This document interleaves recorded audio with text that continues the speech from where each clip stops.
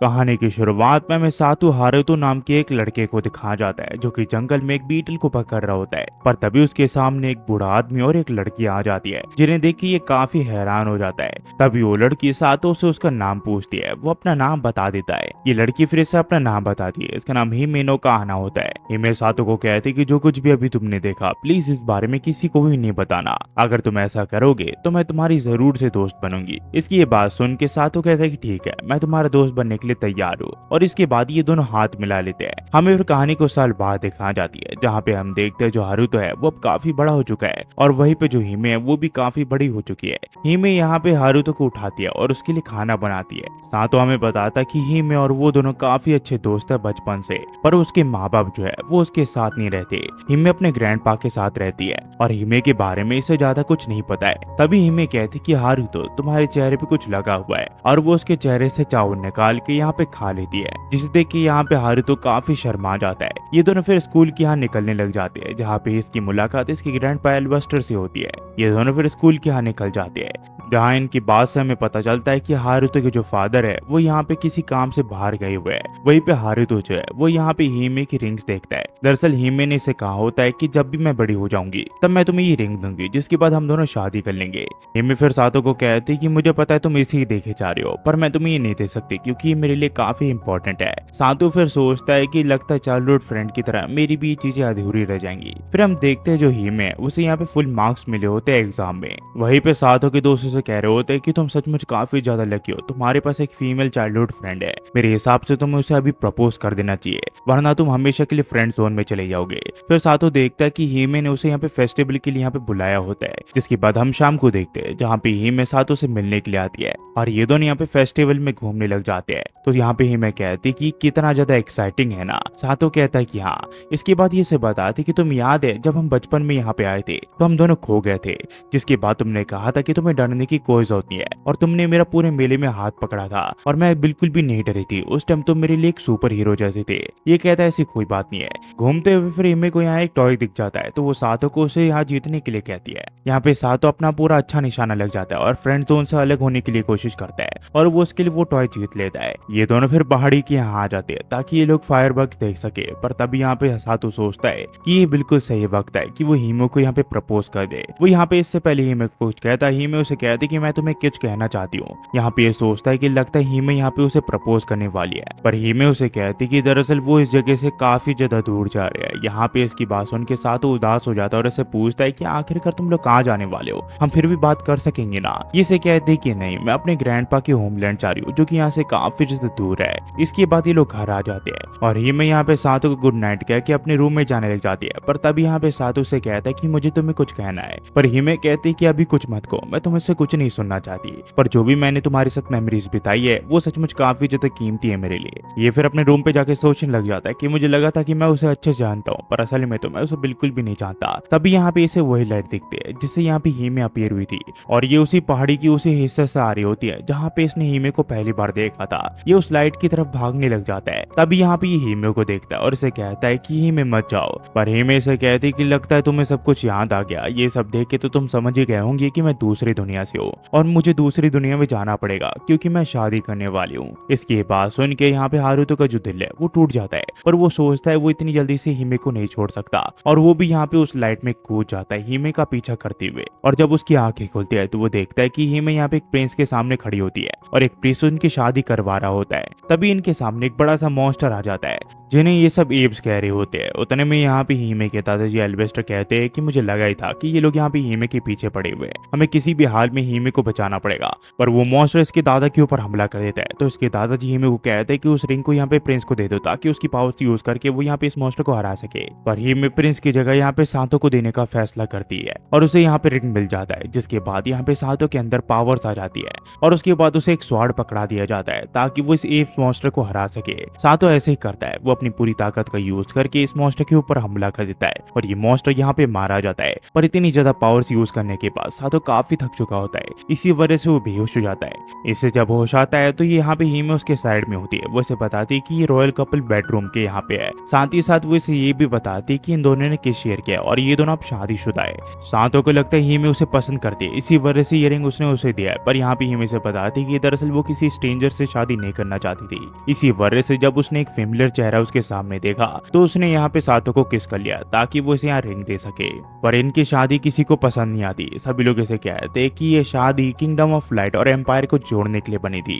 ये बिल्कुल भी सही नहीं हुआ। पर तभी वो प्रिंस के सर कहता है कि रिंग ऑफ लाइट के प्रिंसेस ने बिल्कुल सही किंग को चुना है, वही इस दुनिया को बचाएंगे। हम तो बस यहाँ पे इस ट्रेडिशन को फॉलो कर रहे हैं, हम इसमें कुछ नहीं कर सकते, ये सब प्रिंसेस के ऊपर है। उतने में एल्बेस्टर कहते कि हमने तुम्हें यहाँ पे ऑडियंस इसलिए ग्रांट की थी क्योंकि तुम यहाँ पे ये निवेश करना चाहते थे, हम तुम्हारे ताने सुनने के लिए नहीं बैठे हैं। इसके बाद यहाँ पे सातो और हीमे को बाहर पेश किया जाता है जहाँ सभी लोग यहाँ पे रिंग किंग का वेट कर रहे होते हैं। एल्बेस्टर कहते कि ये सब रिंग किंग का आने का इंतजार कर रहे थे। यहाँ पे फिर सातो सबको कहता है कि मैं सातो जो कि नया रिंग किंग हूँ, वो इस दुनिया को बचा लेगा एप्स किंग से। हमें फिर शाम को दिखाया जाता है जहाँ पे सातो सोच रहा होता है कि आखिरकार उसने यहाँ पे ये क्या कर दिया। उसने बिना सोचे समझी ये सारी चीजें कर दी जबकि उसे पता ही नहीं है कि आखिरकार एप्स किंग कौन है। उतने में यहाँ पे हीमे आ जाती है तो ये से कहता है कि आखिर को वो बिना कपड़े के यहाँ पे क्या कर रही है। हीमे से बताती ये ट्रेडिशन है, हम न्यूली वेड है और मैं इसमें अब कुछ भी नहीं कर सकती।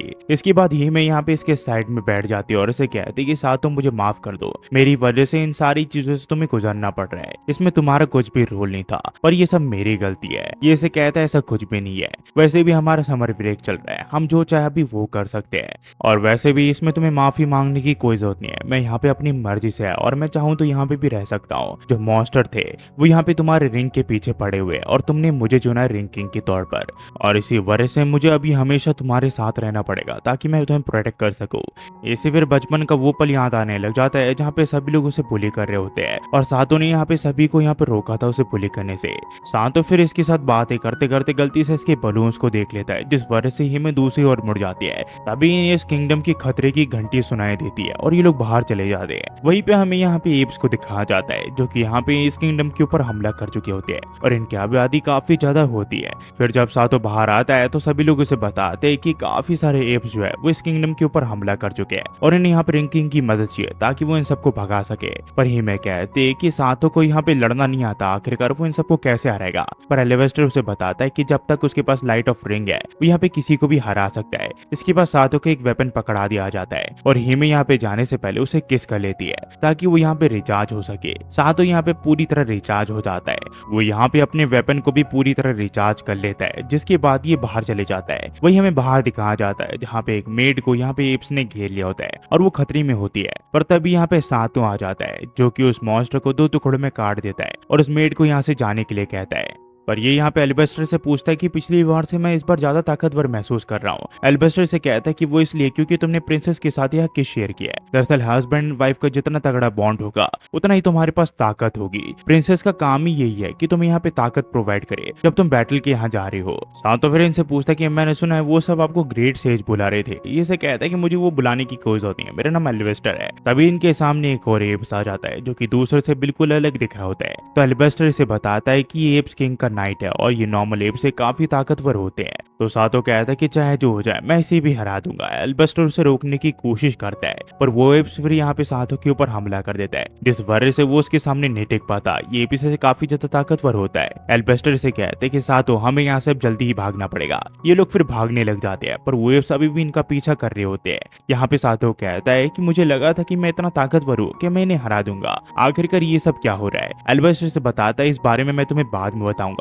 अभी हमें किसी भी हाल में यहाँ से निकलना पड़ेगा। एल्बेस्टर फिर अपने मैजिक का यूज करके जितने भी एप्स इनका पीछा कर रहे होते हैं उन सबको रोक लेता है। पर तभी इनके सामने वही नाइट अपीयर हो जाता है जो कि इनसे काफी ताकतवर होता है। तभी यहाँ पे गेसर ऐसा आ जाता है जो कि इन्हें कहता है कि जल्दी से कैरेज में बैठो, हमें किसी भी हाल में यहाँ से निकलना पड़ेगा। पर ये कहता है कि हीमे का क्या, हीमे अभी भी अंदर है। पर गेसर ऐसे कहता है कि वो ऑलरेडी कैरेज में है, हमें जल्दी से यहाँ निकलना पड़ेगा, जाओ और जल्दी वहां से बैठ जाओ। हम फिर देखते ये लोग कैरेज में बैठ के यहाँ से निकलने लग जाते हैं। पर हीमे इतनी सारी चीजों चीजों को देख के काफी डर चुकी होती है, इसी वजह से वो यहाँ पे रोने लग जाती है। गैरगस फिर यहाँ पे इसे अपना इंट्रोडक्शन देता है और इसे बताता है ये एम्पायर का सेकंड प्रिंस है और यहाँ पे ये रिंग किंग की मदद करने के लिए आए। ये इसे कहता है कि तुम्हारा शुक्रिया मेरी जान बचाने के लिए, अगर तुम नहीं होते तो पता नहीं हम वहां से बच के निकल पाते भी कि नहीं। एल्बेस्टर फिर ने बताता है कि एप्स किंग अभी यहाँ पे रिंग किंग के पीछे पड़ा हुआ है उसके रिंग के लिए, और जब उसे पता चलेगा कि लाइट किंगडम से यह रिंग किंग बाहर आ चुका है तो वो यहाँ पे उस जगह को खुद ही छोड़ के चला जाएगा। और जैसा कि तुमने देखा तुम अभी यहाँ पे हायर रैंकिंग मॉन्स्टर्स को नहीं हरा सकते।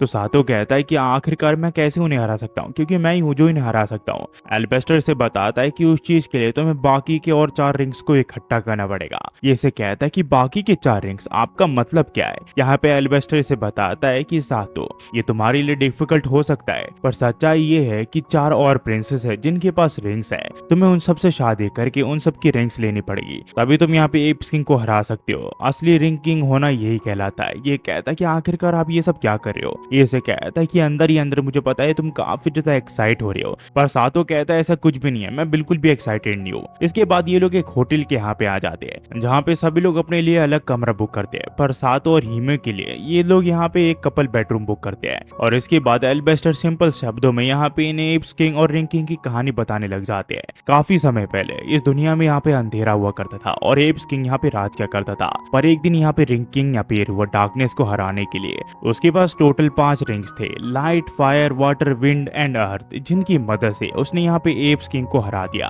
और उसके बाद उन लोगों ने हमेशा के लिए उसे एक जगह सील्ड कर दिया। पर यहाँ पे रिंग किंग ने 5 प्रिंसेस से शादी की थी और पांचों को अलग अलग रिंग मिली थी। कुछ समय के बाद पांचों प्रिंसेस अलग अलग दिशा में चले गए रिंग किंग के जाने के बाद, और अब एप्स किंग दोबारा से वापस लौट रहा है और अपनी पावर गेन कर रहा है। और इसी वजह से हमें उन 5 रिंग्स को दोबारा एक जगह इकट्ठा करना पड़ेगा, और उन 5 प्रिंसेस को भी हमें यहाँ पे उनकी पावर्स को यूज करके दोबारा से एप्स किंग को यहाँ पे सील करना पड़ेगा। इसके बाद जब ये लोग रूम के यहाँ आ जाते हैं तो हिमे से कहते कि तुम्हें घबराने की कोई जरूरत नहीं है, ये शादियां सिर्फ तुम यहाँ पे इस दुनिया को बचाने के लिए करोगे, उससे ज्यादा कुछ नहीं। तभी ये देखती कि सातो को काफी बुरी चोट आई होती है, जो देख के हिमे कहते कि मुझे माफ कर दो, ये सब मेरी वजह से हुआ है, मेरी वजह से तुम्हें इतनी ज्यादा चोट आई है। ये समझाने की कोशिश करता है इसकी इसमें कोई गलती नहीं है, पर हिमे मानती नहीं है और वो बाहर चली जाती है। सातो फिर से ढूंढता हुआ बाहर आ जाता है, पर उसे हिमे यहाँ पे कहीं नहीं दिखती। इसके बाद ये होटल के बाहर आ जाता है जहाँ पे इसे गेसराइस मिलता है, जो कि इसे बताता है कि प्रिंसेस हिमे कुछ ही देर पहले यहाँ से गई है। ये फिर से बताता है कि लगता है तुम दोनों के बीच में यहाँ पे लड़ाई हुई है, पर हाँ मैं तुम्हें कुछ बताना चाहता हूँ, एक चीज के लिए मैं तुम्हारे ऊपर ग्रेटफुल हूँ। तो ये से कहता है कि वो चीज क्या है? ये से कहता है कि मैं खुश हूँ कि मैंने यहाँ पे रिंग किंग की ड्यूटी को अवॉइड किया। वो कहता है कि क्यों? ये से कहता है कि वो इसलिए क्योंकि मैं तुम्हारी आंखों में देख सकता हूँ कि तुम उसे कितना ज्यादा प्यार करते हो। ये फिर से बताता है कि मुझे माफ करना, मैंने तुम्हारा टाइम वेस्ट कर दिया। प्रिंसेस अब यहाँ पे गार्डन की है वहाँ पे, और जब यहाँ पे सातो वहाँ पहुंचता है तो वो देखता है कि हिमे यहाँ पे अकेले बैठ के रो रही होती है। तो इसे कहता है कि मैं तुम्हें कुछ कहना चाहता हूँ, और सातो यहाँ पे हिमे से अपने प्यार का इजहार कर देता है, और वो उसे ये भी बता देता है कि वो सिर्फ उसी की वजह से यहाँ पे है और उसके अलावा कुछ नहीं। उसे पता नहीं था कि उसे यहाँ पे दूसरे लोगों से शादी करनी पड़ेगी ताकि वो इस दुनिया को बचा सके। हिमे भी फिर से बता देती कि दरअसल ये उसी से ही प्यार करती है और वो खुश है कि वो उस इंसान से शादी कर पाए जिसे वो पसंद करती है, पर वो नहीं चाहती कि यहाँ पे सातो रिंग किंग बने, क्योंकि जब वो यहाँ पे रिंग किंग बनेगा तो उसे दूसरी प्रिंसेस से शादी करनी पड़ेगी और उनका जो प्यार है वो बढ़ जाएगा और वो हमेशा अपनी ड्यूटी के दौरान यहाँ पे हर्ट होता रहेगा, जो कि एज अ वाइफ वो सह नहीं सकती, पर वो फिर भी अपनी यहाँ पे ड्यूटी को पूरी करेगी एज अ वाइफ। ये फिर सातो को कहती है क्या तुम मुझे अपने ब्राइड के तौर पर दोबारा से एक्सेप्ट करोगे क्या? ये दोनों फिर एक रूम में आ जाते हैं जहाँ पे इन दोनों का मूड बिल्कुल सेट हुआ होता है, पर हिमे यहाँ पे थोड़ा घबरा रही होती है। सातो भी यहाँ पे घबरा रहा होता है, पर वो यहाँ पे हिमे के पास चले जाता है और इसे गिरा देता है, पर इससे पहले सातो यहाँ पे अपने सांप को इसके बिल के अंदर डाल सकता। यहाँ पे ये उठ जाता और कहता है कि मेरे हिसाब से हम दोनों का फर्स्ट टाइम ऐसा नहीं होना चाहिए, हम दोनों ये सब चीजें जल्दबाजी में कर रहे हैं, हम दोनों को ये मोमेंट और ज्यादा स्पेशल बनाना चाहिए, हम इतनी जल्दी ये सारी चीजें नहीं कर सकते, ये सब हम यहाँ पे फ्लो में आके गलत कर रहे हैं। तो हिमे कहते कि तुमने बिल्कुल सही कहा। सातो फिर से कहता है कि मेरे हिसाब से अभी हमें कपल्स की तरह इस चीज को एंजॉय करना चाहिए, और ये चीजें हम जब अपनी दुनिया में पहुंच जाएंगे तब ये चीजें हम करेंगे। इसके बाद ये दोनों किस कर लेते हैं। हमें फिर अगले दिन दिखाया जाता है जहाँ पे ग्रेट सेज से पूछते कि तुमने कुछ किया क्या? वो इसे बताते हैं उसने कुछ भी नहीं किया। ये दोनों यहाँ पे एक दूसरे से एकदम साइड होके सो रहे थे, पर ये दोनों रात भर सो नहीं पाए। एल्बेस्टर ने कहता है कि मैं निराश हूँ कि तुम दोनों ने कुछ भी यहाँ पे नहीं किया। प्रिंसेस और रिंग किंग का जो बॉन्ड है वही यहाँ पे रिंग किंग को पावर देता है, ये हमेशा याद रखना। तभी यहाँ पे गिरगियास आ जाता है जो कि इन्हें कहता है कि लगता है तुम दोनों की प्रॉब्लम रिजॉल्व हो चुकी है। गिजारी एस्फरी ने अपने कपड़े ढकने के लिए केव देता है क्योंकि इनके कपड़े यहाँ इस दुनिया के नहीं होते, जिस वजह से वो उन्हें अट्रैक्ट कर रहे होते हैं। ये फ्रेंड ने बताता है कि हम हिडन विलेज ऑफ एल्फ के यहाँ जाने वाले हैं, जहाँ पे हमें यहाँ पे रिंग ऑफ विंड मिलने वाले है, जो कि यहाँ पे फैमिली में पास डाउन हुए जा रहा है। यहाँ पे ये फिर से कहता है कि लगता है तुम काफी ज्यादा एक्साइटेड हो चुके हो। ये से कहता है ऐसी कोई बात नहीं है। ये लोग यहाँ पे फिर एल्फ के विलेज के यहाँ पहुंच जाते हैं, जहाँ पे हीमे की जो फ्रॉक है वो उठ जाती है, जिसे यहाँ पे सातो देख लेता है, पर वो उसे इग्नोर कर देता है। इसके बाद यहाँ पे एल्बेस्टर ने बताता है कि ये टेम्पेस्ट वॉल है, जो कि बाहर के रेसेस को अंदर जाने से रोकता है। तो ये से कहती है कि ग्रैंडपा, क्या आप पहले भी यहाँ पे आ चुके हो क्या, और पहले भी ये वॉल थी क्या? ये से कहते कि हाँ मैं पहले यहाँ पे आ चुका हूँ, पर उस टाइम यहाँ पे ये वॉल नहीं थी। तभी एक बेर इनके सामने आ जाता है और इनका पीछा करने लग जाता है, जिससे जान बचाने के लिए ये लोग यहाँ भागने लग जाते हैं और भागते हुए एक पेड़ के तने के नीचे आ जाते हैं। और वही वो जो बेर है वो यहाँ पे उस हवा के वैरियर के साथ दूर फेंक दिया जाता है। फिर हम देखते हैं इनके सामने कुछ एल्फ आ जाते हैं, जो कि इनसे पूछते हैं कि आखिरकार तुम लोग हो कौन। यहाँ पे सातो देखता है इनके बड़े बड़े कान है, और इन देखते ये लोग समझ आते ये लोग एल्फ है। यहाँ पे लोग इसे फिर बताते हैं कि ये रिंग किंग है और ये तुम्हारी प्रिंसेस से मिलने के लिए आए, और ये जानते हैं कि ये रिंग किंग है। ये दोनों यहाँ पे इन्हें रास्ता दिखाने लग जाते हैं एल्फ किंगडम का। थोड़ी देर के बाद ये लोग अंदर पहुंच जाते हैं। ये लोग देखते हैं कि एल्फ किंगडम जो है वो काफी ज्यादा सुंदर होता है। इसके बाद ये लोग एल्फ की प्रिंसेस से मिलने के लिए जाने लग जाते हैं, जहाँ सातो हीमे को बताता है कि मुझे वो रिंग सिर्फ इस दुनिया को बचाने के लिए चाहिए और उससे ज्यादा कुछ नहीं। पर ये लोग जब उस रूम में पहुंचते हैं जहाँ पे प्रिंसेस होती है, यहाँ पे कोई भी नहीं दिखता इन्हें। ये लोग देखते हैं जो प्रिंसेस होती है वो गद्दी के पीछे छुपी हुई होती है। हमें फिर इस प्रिंसेस का नाम पता चलता है। इस प्रिंसेस का नाम रोम का नेफ्रीट्स होता है। यहाँ पे सातो उसे कहता है उसे घबराने की कोई जरूरत नहीं है, वो सामने आ सकती है। यहाँ पे नेफ्रीट्स से पूछते हैं कि तुम ही रिंग किंग हो। ये कहते हैं कि हाँ मैं ही रिंग किंग हूँ, मैं वो हीरो हूँ जो कि दूसरी दुनिया से आए इस दुनिया को बचाने के लिए। इसके बाद सुन के नेफ्रीट्स कहते कि क्या तुम दोनों ने यहाँ पे शादी कर लिया क्या? सातो इसे कहते कि हाँ हम दोनों ने शादी कर लिया। तो नेफ्रीट्स से कहती है क्या तुमने वो चीज भी कर लिया क्या? इसके बाद सुन की हिमे कहती कि आखिरकार ये लड़की हमसे क्या पूछ रही है। नेफ्रीट्स से कहती है क्या तुम दोनों ने अब तक यहाँ पे सांप गुफा का गेम नहीं खेला क्या? हिमे कहती कि नहीं अब तक हमने वो गेम नहीं खेला है, और जैसा कि तुम देख सकती हो उसके हाथ में रिंग ऑफ लाइट है। हमें तुम्हारी भी यहाँ पे विंड रिंग की जरूरत है ताकि हम इस दुनिया को बचा सके। उसके लिए बस तुम्हें उसे किस करना पड़ेगा।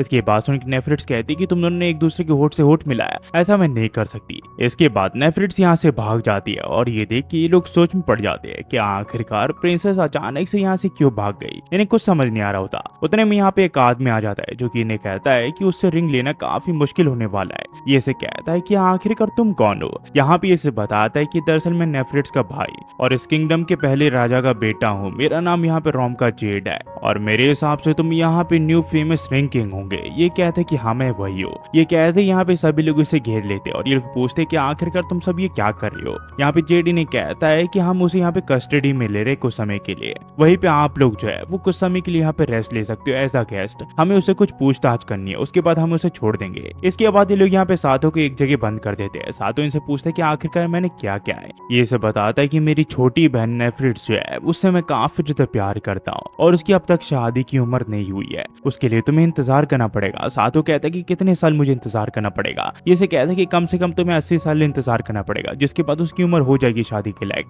ये इसे कहता है कि जब तक तो मैं यहाँ पे बूढ़ा होके मर भी जाऊंगा। तो ये इसे कहता है कि तुम्हें उतना इंतजार करना ही पड़ेगा। जेड को फिर उसका साथी कहता है क्या हम जो कर रहे हैं वो बिल्कुल सही है क्या? कहीं सचमुच यहाँ पे एप्स किंग ना निकले। ये इसे कहता है कि मुझे फर्क नहीं पड़ता कि एप्स किंग सचमुच है कि नहीं, मुझे किसी भी हाल में बस अपने किंगडम को बचाना है, और उसके लिए मुझे यहाँ पे विंड रिंग की जरूरत है। वह सातो सोच रहा होता है क्या वो सीरियसली ही प्लान कर रहा है कि वो हमेशा के लिए मुझे यहाँ पे कैद में रखेगा। तभी यहाँ पे एक एल्फ आ जाती है जो कि यहाँ पे अपना नाम इसे पेड्रोड बताती है और उसे कहती है कि बिल्कुल भी आवाज मत करना। आखिरकार तुम्हें यहाँ पे रिंग्स को इकट्ठा करने से क्या मिलेगा? क्या तुम लड़कियों से सिर्फ लस्ट के लिए शादी कर रहे हो? ये से कहता है ऐसा कुछ भी नहीं है, मैं ये सबसे हीमे के लिए कर रहा हूँ, मैं इस दुनिया को बचाना चाहता हूँ उसके लिए। तो इसे कहती है कि मैं समझ गई हूँ।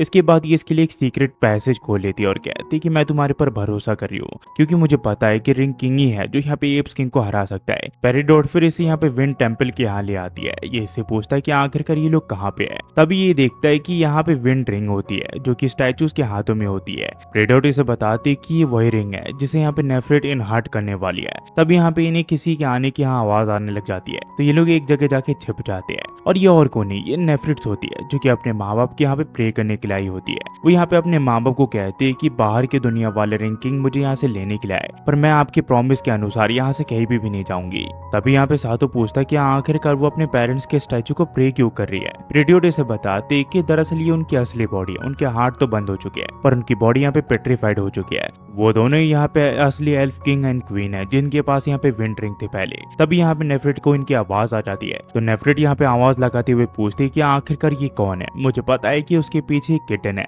जल्दी से वहाँ से बाहर आ जाओ। पर इसके पीछे सातू होता है जो कि इसे कहता है कि मैं रिंग किंग हूँ, मैं तुम्हें यहाँ से लेने के लिए आया हूँ। और इसे ऐसे देखते यहाँ पे नेफ्रिट बेहोश हो जाती है। पर इससे पहले वो नीचे गिरती सातू उसे पकड़ लेता है और पूछता है कि आखिरकार अब हम क्या करें। प्रीडेटर इसे कहते हैं कि चिंता मत करो, हमारे पास काफी जगह है जहाँ पे हम जा सकते हैं, बस तुम मुझे फॉलो करो, मैं तुम्हें अपनी जगह पे ले जा रहा हूँ जहाँ पे लोग तुम्हें नहीं ढूंढ सकते। दूसरे ओर यहाँ पे जेड को पता चल जाता है कि नेफ्रिट यहाँ पे विंड टेम्पल से गायब हो चुकी है। तो वो सबसे पूछने लग जाता है क्या किसने यहाँ पे नेफ्रिट को ढूंढा क्या। और इसके बाद ये सभी को नेफ्रिट की तलाश में लगा देता है। वहीं पे हमें नेफ्रिट और सातों को दिखाया जाता है जो कि अब प्रीडेटर के घर पे होते हैं और नेफ्रिट यहाँ पे बेहोश होती है। यहाँ पे प्रीडेटर ने इसे बताया होता है कि ये लड़की काफी समझदार है और इसका दिल भी काफी साफ है, तुम इससे बात करोगे तो वो समझ जाएगी। इसके बाद जब इसे होश आता है तो सातू उससे बात करने की कोशिश करता है, पर इसे देखते यहाँ पे नेफ्रिट उल्टी कर देती है जो देख के सातू को काफी अजीब लगता है।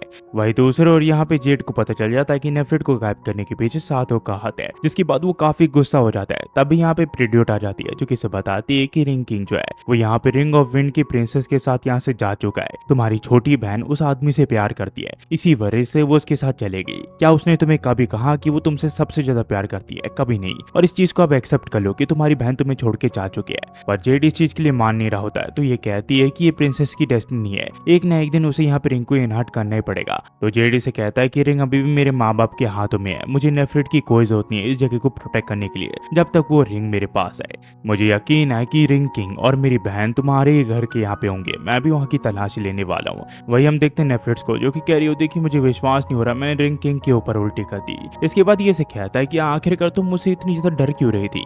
नेफ्रिट्स से बताती है कि दरअसल आज से पहले मैं कभी भी बाहर नहीं गई और ना ही मैं बाहर वाले लोगों से मिली हूँ, इसी वजह से वो मुझे डरावने लगते हैं। ये से कहता है कि मुझे पता है कि मैं दूसरी दुनिया से आया हूँ और इस दुनिया के बारे में मुझे ज्यादा कुछ नहीं पता, पर मेरे हिसाब से ये दुनिया मेरी वाली दुनिया से बिल्कुल भी अलग नहीं है। नेफ्रिट्स फिर से कहती है कि मैं तुमसे कुछ सवाल करना चाहती हूँ। साधु कहता है कि हाँ पूछो। ये से कहते हैं कि मैंने सुना है कि तुम्हारी दुनिया में यहाँ पे बड़े बड़े ओशंस होते हैं जिससे ऑर्क और गॉब्लिन बाहर निकलते हैं। ये से कहता है ऐसा कुछ भी नहीं है, मेरी दुनिया में एक भी मॉन्स्टर नहीं है, जो भी तुम्हें बताया गया वो बिल्कुल गलत है।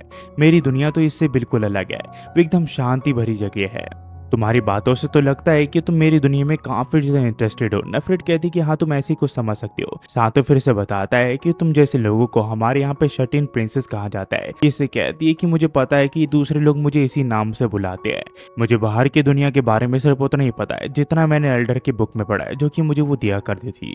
मैं बाहर की दुनिया सचमुच देखना चाहती हूँ, पर मैं हमेशा एक ही रूम में बंद रहती हूँ तो मैं कुछ नहीं कर पाती हूँ। तो इसे कहता है कि दरअसल मैं इस दुनिया में पावर या फिर किसी और अलग चीज की वजह से नहीं आया था, मैं बस इस दुनिया में इसलिए आया हूँ क्योंकि मैं जिस लड़की से प्यार करता था मैं उससे अलग नहीं होना चाहता था। तो नेफ्रिट से कहती है कि मैं बाहर की दुनिया को यहाँ पे देखना चाहती हूँ, मैं तुम्हारी दुनिया में जाना चाहती हूँ। अगर मैं तुम्हारे साथ आऊँ तो मुझे क्या तुम अपनी दुनिया में ले जाओगे क्या? ये से कहता है कि हाँ मैं तुम्हें जरूर से वहां ले जाऊंगा, पर पहले प्लीज थोड़े कपड़े पहन लो। इसकी बात सुन के नेफ्रिट थोड़े एम्बेरस हो जाती है और कहती है कि मुझे माफ करना, मैं तुम्हारे साथ बातों में काफी ज्यादा खो गई थी। ये कहता है ऐसी कोई बात नहीं है। तभी यहाँ पे इसे अपने बड़े भाई की आवाज आती है जो कि इसे कह रहा होता है कि नेफ्रिट जल्दी से बाहर आ जाओ, मुझे पता है कि तुम रिंग किंग के साथ वहीं पे हो, जल्दी बाहर आ जाओ। पर बाहर जाने से पहले सातों से कहता है कि मैं यहाँ पर रिंग किंग सिर्फ इसलिए बना क्योंकि मैं हीमे के पीछे आया था, वहीं पे ये मेरी ड्यूटी है कि मैं रिंग्स को इकट्ठा करूँ, पर मेरे ऐसे कोई से भी इंटेंशन नहीं है कि मैं किसी को फोर्स करूँ मेरे साथ शादी करने के लिए, तो ये सब तुम्हारे ऊपर है। इसके बाद जब ये लोग बाहर आते हैं तो जेड यहाँ पे रिंग किंग को इसके साथ देके कहता है कि रिंग किंग उससे दूर चले जाओ, पर यहाँ पे नेफ्रिट से समझाते हैं कि जैसा वो समझता है वैसा रिंग किंग बिल्कुल भी नहीं है। पर ये से कहता है कि उसे यहाँ पे धोखा दिया गया है, रिंग किंग एक बुरा आदमी है। ये से कहती तो भी क्या हुआ, एक ना एक दिन मुझे यहाँ पे रिंग्स को तो इनहर्ट करना ही पड़ेगा। तो इसे कहती है क्या तुम सचमुच हमारे माँ बाप के इच्छा के खिलाफ जाना चाहती हो? क्या तुम सचमुच हमारे माँ बाप को धोखा देना चाहती हो? चुपचाप यहाँ पे आ जाओ। और नेफ्रिट अपने भाई की बात सुन के उसके पास चली जाती है। जेड फिर से कहता है कि तुमने नेफ्रिट जो कि हमारे नेशन की ट्रेजर है उसे यहाँ पे अपने जाल में फंसाने की कोशिश की, अब इसके कॉन्सिक्वेंसेस के लिए तैयार हो जाओ। पर तभी यहाँ पे पैराडॉट आ जाती है जो कि कहती कि सबके पीछे मैं थी, इसके पीछे रिंग किंग का कोई भी हाथ नहीं है। तो इसे कहती कि एल्डर एक हद होती है मजाक की भी, आपने उस हद को यहाँ पे अब पार कर दिया है। तो इसे कहते कि तुम्हें पता है जैसे तुमने यहाँ पे रिंकिंग को ट्रीट किया है उस हिसाब से तुम्हें यहाँ पे काफी बड़ी पनिशमेंट मिलनी चाहिए, और आज के बाद रिंकिंग का मैं खुद ही ख्याल रख लूंगी, तुम्हें इसके साथ इन्वॉल्व होने की कोई जरूरत नहीं है। तो ये कहता है कि ठीक है, बस ये ख्याल रखना कि वो यहाँ पे नेफरिट्स के सामने दोबारा ना आए। हम फिर हिमे को देखते हैं जो कि इसे पूछ रही होती है कि कहीं तुम्हें चोट तो नहीं लगी। ये कहता है कि मुझे कहीं चोट नहीं लगी। हिमे फिर कहते कि लगता है तुम यहाँ पे प्रिंसेस के साथ काफी अच्छे टर्म्स में आ चुके हो। तो इसे कहता है कि कहीं तुम जेलस तो नहीं हो। हिमे कहती है ऐसी कोई बात नहीं है। थोड़ी देर में यहाँ पे प्रेडियोट आ जाती है जो कि कहती है कि मुझे माफ करना, मैंने अपना इंट्रोडक्शन नहीं दिया। ये फिर इसने बताती है कि ये इस विलेज की ओल्डेस्ट एल्फ है, इसका नाम यहाँ पे रॉन का प्रेडियोट होता है। हिमे फिर यहाँ पे अपना इंट्रोडक्शन देती है और इसे अपना नाम बताती है। इसके बाद यहाँ पे सातों से पूछता है कि नेफ्रिटा भी जैसी है, क्या इसमें उसके माँ बाप को कोई लेना देना है क्या। ये इसे कहती कि हाँ। ये उस समय की बात है जब रोम का किंगडम के ऊपर यहाँ पे विंड की बॉल नहीं थी। दरअसल नेफ्रिट की जो मदर है उसकी यहाँ पे एक बड़ी बहन हुआ करती थी जो कि विंड ऑफ रिंग की असली ओनर थी। सभी लोग चाहते थे कि वो यहाँ पे विलेज में से किसी से शादी करे ताकि ये जगह सेफ रहे, परंतु जो एल्डेस्ट प्रिंसेस थी उसे यहाँ पे एक ट्रैवलर से प्यार हो गया, जिसके बाद वो दोनों मिलने लगे। पर जो यहाँ के एल्डर थे उन सबको लगा कि यहाँ पे वो ट्रैवलर ये रिंग भी ले जाएगा, जिस वजह से सभी लोगों ने यहाँ पे उनका रिश्ता तोड़ने की कोशिश की और अंत में ऐसा ही हुआ, वो ट्रैवलर यहाँ से चला गया। तभी यहाँ पे एल्बेस्टर आ जाते हैं जो कि इन्हें बताते हैं कि उस रिंग को लेने का मतलब कि वो यहाँ पे इस किंगडम का नया राजा बन जाता, जो कि यहाँ पे लोग यहाँ पे बिल्कुल भी पहचान नहीं पा रहे थे। और इसी वजह से उन लोगों ने इस ट्रैवलर के साथ क्या किया क्या नहीं किसी को भी नहीं पता। इसके बाद जो प्रिंसेस थी उसने अभी अभी अपने लवर को खोया था, जिस वजह से उसका दिल काफी ज्यादा टूट गया था और वो एक दिन गायब हो गई। पर जाने से पहले उसने यहाँ पे रोमका को श्राप दिया कि एक न एक दिन एब्स यहाँ पे इस विलेज के ऊपर हमला करके इसे तबाह कर देंगे। और उस डर की वजह से सभी लोग यहाँ पे सोच रहे थे कि कभी ना कभी एब्स इनके ऊपर हमला कर देंगे। और इसी वजह से नेफ्रिट्स के पेरेंट्स ने उन रिंग्स को इनहार्ट कर लिया और अपना सैक्रिफाइस देके पूरे रोमका के ऊपर यहाँ पे एक विंड की शील्ड तैयार कर दी ताकि एब्स इनके ऊपर हमला ना कर सके। उन्होंने यहाँ पे नेफ्रिट्स से भी वचन लिया कि वो कभी भी यहाँ पे रोमका के बाहर नहीं जाएगी। नेफ्रिट्स बस अपने पेरेंट्स का यहाँ पे वचन निभा रही है और उससे ज्यादा कुछ नहीं। वहीं पे हम नेफ्रिट्स को देखते हैं जिसे अपनी मदर के आखिरी शब्द याद आ रहे होते हैं। उसकी मदर ने उसे वादा लिया होता है कि चाहे जो हो जाए वो इस कंट्री को कभी भी छोड़ के नहीं जाएगी। और इसी वजह से नेफ्रिट्स के माँ बाप ने अपने आप को सैक्रिफाइस किया था ताकि उनके बच्चे यहाँ पे शांति से रह सके। हम फिर एल्वेस्टर को देखते हैं जो कि इसे कह रहा होता है कि एब्स किम दिन प्रतिदिन ताकतवर होते जा रहे हैं, तो हमें जितना हो सके उतने यहाँ पे रिंग्स इकट्ठा करना पड़ेंगे इससे पहले एब्स किम अपने पूरे फॉर्म में आ जाए। हेमी फिर सातों से पूछती है क्या तुम यहाँ पे प्रिंसेस के बारे में चिंता करे हो क्या। ये कहता है कि हाँ, मेरी वजह से प्रिंसेस काफी बड़ी मुश्किल में पहुंच चुकी है। वहीं पे हम देखते जेड को जो कि कह रहा होता है कि रिंग किंग की सिर्फ कहानी आई है, हम जैसे बड़े लाइफ वाले एल्फ्स को भी नहीं पता कि ये कहानी सच भी है कि नहीं।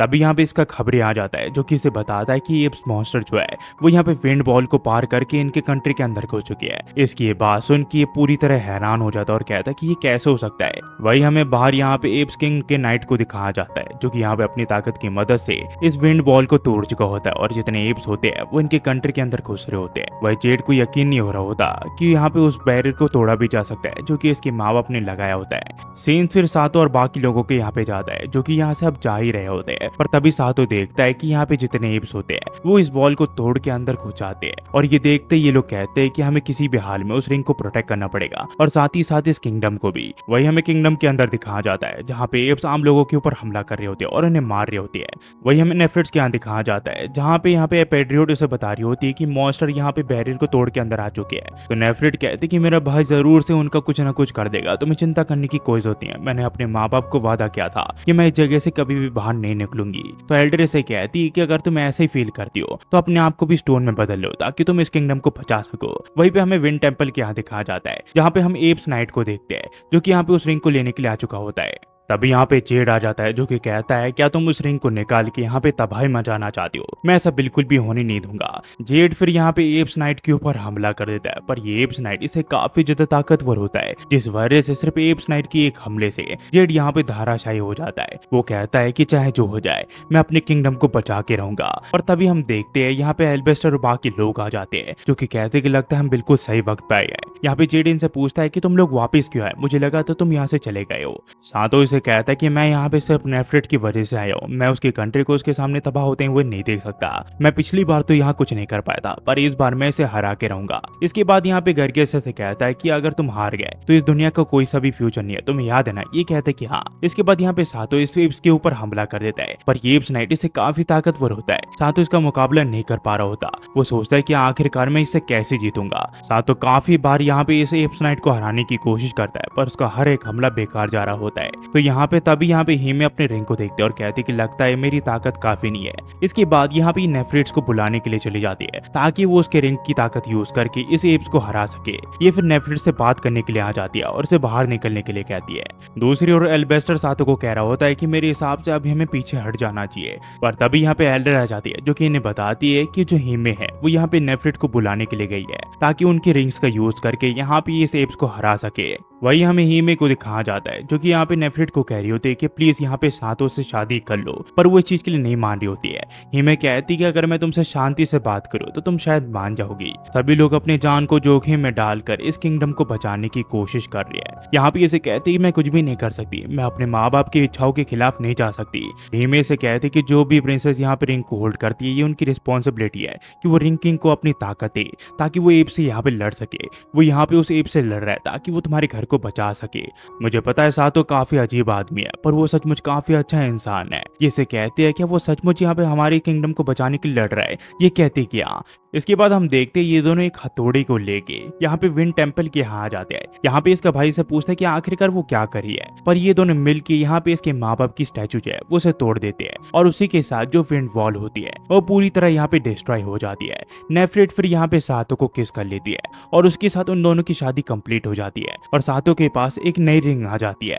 पर जेड कहता है कि बिना बैरियर के इतनी बड़ी आर्मी को हम कैसे हैंडल करेंगे। तभी ये दोनों अपनी रिंग की पावर्स यूज करते हैं और उसी के साथ जितने भी यहाँ पे एप्स होते हैं वो यहाँ पे मारे जाते हैं और वो एप्स नाइट भी यहाँ पे कमजोर पड़ जाता है और मौका देख के सातो उस एप्स नाइट के ऊपर हमला कर देता है, जिससे यहाँ पे जो उसका मास्क होता है वो टूट जाता है। फिर हम देखते हैं सातो को जब होश आता है तो यहाँ पे वो कपल्स बेडरूम में होता है। उसके सामने नेफ्रिट और हेमे होती है। वो इनसे पूछता है कि मेरे पास आउट होने के बाद क्या हुआ था। उतने में यहाँ पे एल्डर आ जाते हैं जो कि इसे कहते हैं कि तुमने ये साबित कर दिया कि तुम रिंग किंग बनने के लायक हो। तभी यहाँ पे एक और लेडी आ जाती है जो कि इसे कहती है कि तुम्हारा शुक्रिया इस नेशन को बचाने के लिए एप्स किंग से। यहाँ पे एक जगह बैठ जाता है और कहता है कि आखिरकार ये लेडी अब कौन है। एल्बेस्टर से बताता है कि पिछली क्वीन रोमका की ये बड़ी बहन है जिसके बारे में मैं तुम्हें बताया था। तो सातो इससे पूछता है कि आखिरकार ये यहाँ पे क्या कर रही है। एल्डर इसे बताती कि तुम्हें याद है तुमने यहाँ पे एप्स नाइट का जो मास्क है उसे तबाह कर दिया था जिससे तुम लड़ रहे थे, और जो एप्स किंग की नाइट थी वो और कोई नहीं, वो ओल्ड प्रिंसेस थी। एल्डर फिर से एक रिंग देती है और उससे कहती है कि जो ब्लैक रिंग है वो यहाँ पे इस प्रिंसेस को कंट्रोल करी थी। ये लेडी फिर इन्हें बताती है कि मेरे लवर के जाने के बाद मैं अपने आप को कोस रही थी और मैंने उस रिंग को भी फेंक दिया था, जिस वजह से जो एप्स किंग है उसने मेरे यहाँ पे एडवांटेज उठाने का फैसला किया और मुझे अपने वश में कर लिया। एल्डर फिर से बताती कि रिंग किंग के साथ लड़ने के बाद एप्स किंग को उसने हमेशा के लिए एक जगह सील कर दिया था। जो सील हुआ था वो एप्स किंग की सोल थी, ना कि उसकी बॉडी, क्योंकि उसकी बॉडी पूरी तरह तबाह हो गई थी। एप्स किंग के जो अब मिनियन है वो यहाँ पे अब इंसानों के ऊपर हमला कर रहे हैं। तो इसे कहता है अगर ऐसी बात है तो हमें जितनी जल्दी हो सके उतनी जल्दी रिंग को इकट्ठा करना पड़ेगा, पर इसकी बॉडी पूरी तरह टूट चुकी होती है। तो यहाँ पे एल्डर उसे आराम करने के लिए कहती है। वो इसे बताती है कि तुमने काफी ज्यादा ताकत यूज कर लिया है और तुम्हारी जान सिर्फ 2 प्रिंसेस की बॉन्ड की वजह से ही बच पाई है। इसे फिर याद आता है कि अब ये 2 लड़कियों से शादी कर चुका है। नेफ्रिट फिर इसे बताती है कि रिंग किंग हमारे यहाँ पे एक हीलिंग स्प्रिंग है, तुम अगर वहां पे जाओ तो तुम्हारी बॉडी पूरी तरह हील हो जाएगी। ये तीनों फिर यहाँ पे इस हॉट स्प्रिंग पे नहाने लग जाते हैं। नेफ्रिट फिर सातो को कहती कि मुझे पता है आप दोनों का बंधन कितना ज्यादा अटूट है, आप दोनों कितना ज्यादा एक दूसरे से प्यार करते हो। ये कहती कि हाँ, सातो और मैं एक दूसरे को काफी अच्छे से प्यार करते हैं, हम दोनों रात में काफी बाहर करते हैं। तो इसे कहती है कि आप सचमुच काफी बाहर करते हो रात को। ये कहती कि हाँ, हम हर रात को एक दूसरे से इतना प्यार करते हैं जितना हम एक साल में भी नहीं कर पाते। कि बात सुन के नेफ्रिट शर्मा जाती है और सातो हैरान हो जाता है और सोचता है कि आखिरकार ये सब ये क्या कह रही है। उतने में यहाँ पे एल्डर आ जाती है जो कि इन्हें कहती है कि हमें दिखाओ कि आखिरकार तुम एक दूसरे से कितना प्यार करती हो। ये में फिर यहाँ पे सातो की लकड़ी में बैठने की कोशिश करती है, पर सातो यहाँ कहता है कि मुझे इतनी जल्दी इतनी चीजें नहीं करनी है और वो यहाँ पे खड़ा हो जाता है, जिस वजह से उसका जो एनाकोंडा है वो तीनों लड़कियों को दिख जाता है। वही हमें एल्बेस्टर को दिखाया जाता है जहाँ पे वो लड़की से कह रही होती है कि आपको सभी लोग ग्रेट सेज बुलाते हैं, तो इसका मतलब आपको उस आदमी के बारे में जरूर से कुछ ना कुछ पता होगा। एल्बेस्टर इसे यहाँ पे एक लॉकेट दिखा देता है जो कि यहाँ पे उसी आदमी का होता है जिससे ये प्यार क्या करती थी। ये फिर इसे पूछती कि आखिरकार ये लॉकेट आपके पास क्यों है? ये तो मैंने अपने लवर को दिया था। एल्बेस्टर इसे बताता है कि तुम्हारे लवर ने मुझे कहा कि उस लड़की को वो दर्द में नहीं दे सकता जिससे वो इतना ज्यादा प्यार करता है, इसी वजह से वो उससे दूर चला गया। अब वो अपनी लाइफ काफी अच्छे से बिता रहा है, उसने शादी कर लिया और उसके बच्चे भी हो गए हैं। वो हमेशा यही चाहता था कि तुम यहाँ पे खुश रहो। हमें फिर यहाँ पे नेफ्रिट्स को दिखाया जाता है जो कि अपने माँ बाप की ग्रेव की यहाँ पे होती है।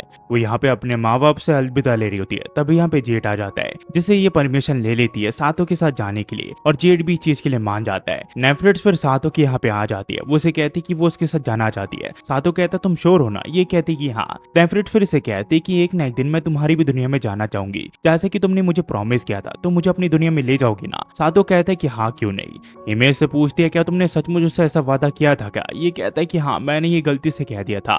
वही हमें उस ओल्ड लेडी को दिखाया जाता है जो कि यहाँ पे इसे कह रही होती है कि एल्डर तुम्हें क्या लगता है इस बार जो रिंग प्रिंसेस है वो यहाँ पे खुश रहेंगे क्या? या फिर मैं यूं कहूँ कि जो ओरिजिनल रिंग प्रिंसेस थी उनमें से एक। ये से कहती कि मुझे पता है इस बार का जो रिंग किंग है वो थोड़ा सा वीक लगता है, पर चिंता मत करो, मैंने ग्रेट सेज एल्बेस्टर से बात कर रखी है, उसने कहा कि उन्हें चिंता करने की कोई जरूरत नहीं है। ये से कहती है कि तुमने अभी अभी उस आदमी का नाम क्या कहा जिससे हम बात कर रहे थे? ये से कहती कि उसका नाम एल्बेस्टर था। तो ये कहती ये तो उसी ट्रैवलर का नाम है जिससे मैंने प्यार किया था और वही मेरा लवर था। वही हमें दिखाया जैसे सात और बाकी लोगों को जो कि अपने आगे की जर्नी के लिए निकल चुके होते हैं। कहानी की शुरुआत होती है और हम देखते हीमे को जो कि यहाँ पे सातों को वेलकम कर रही होती है क्योंकि बाहर से वो काम करते हुए आया होता है। यहाँ पे हीमे उसे कहती कि आखिरकार वो क्या खाना चाहता है। सातों यहाँ पे इसे सीधे बेड पे लेटा देता और कहता है कि वो यहाँ पे हीमे को खाना चाहता है, पर तभी इनकी पोजीशन चेंज हो जाती है और वो देखते है कि उसकी जगह पे यहाँ पे नेफ्रिट है। तभी यहाँ पे इसकी आंख ही खुल जाती है और उसे पता चलता है कि ये तो एक भयानक सपना था और उसके अलावा कुछ नहीं। फिर ये देखते सातों और नेफ्रिट को यहाँ पे ये दोनों काफी अच्छे से घुल मिल रहे होते हैं, जिस वजह से ये बात इसे चुभ रही होती है।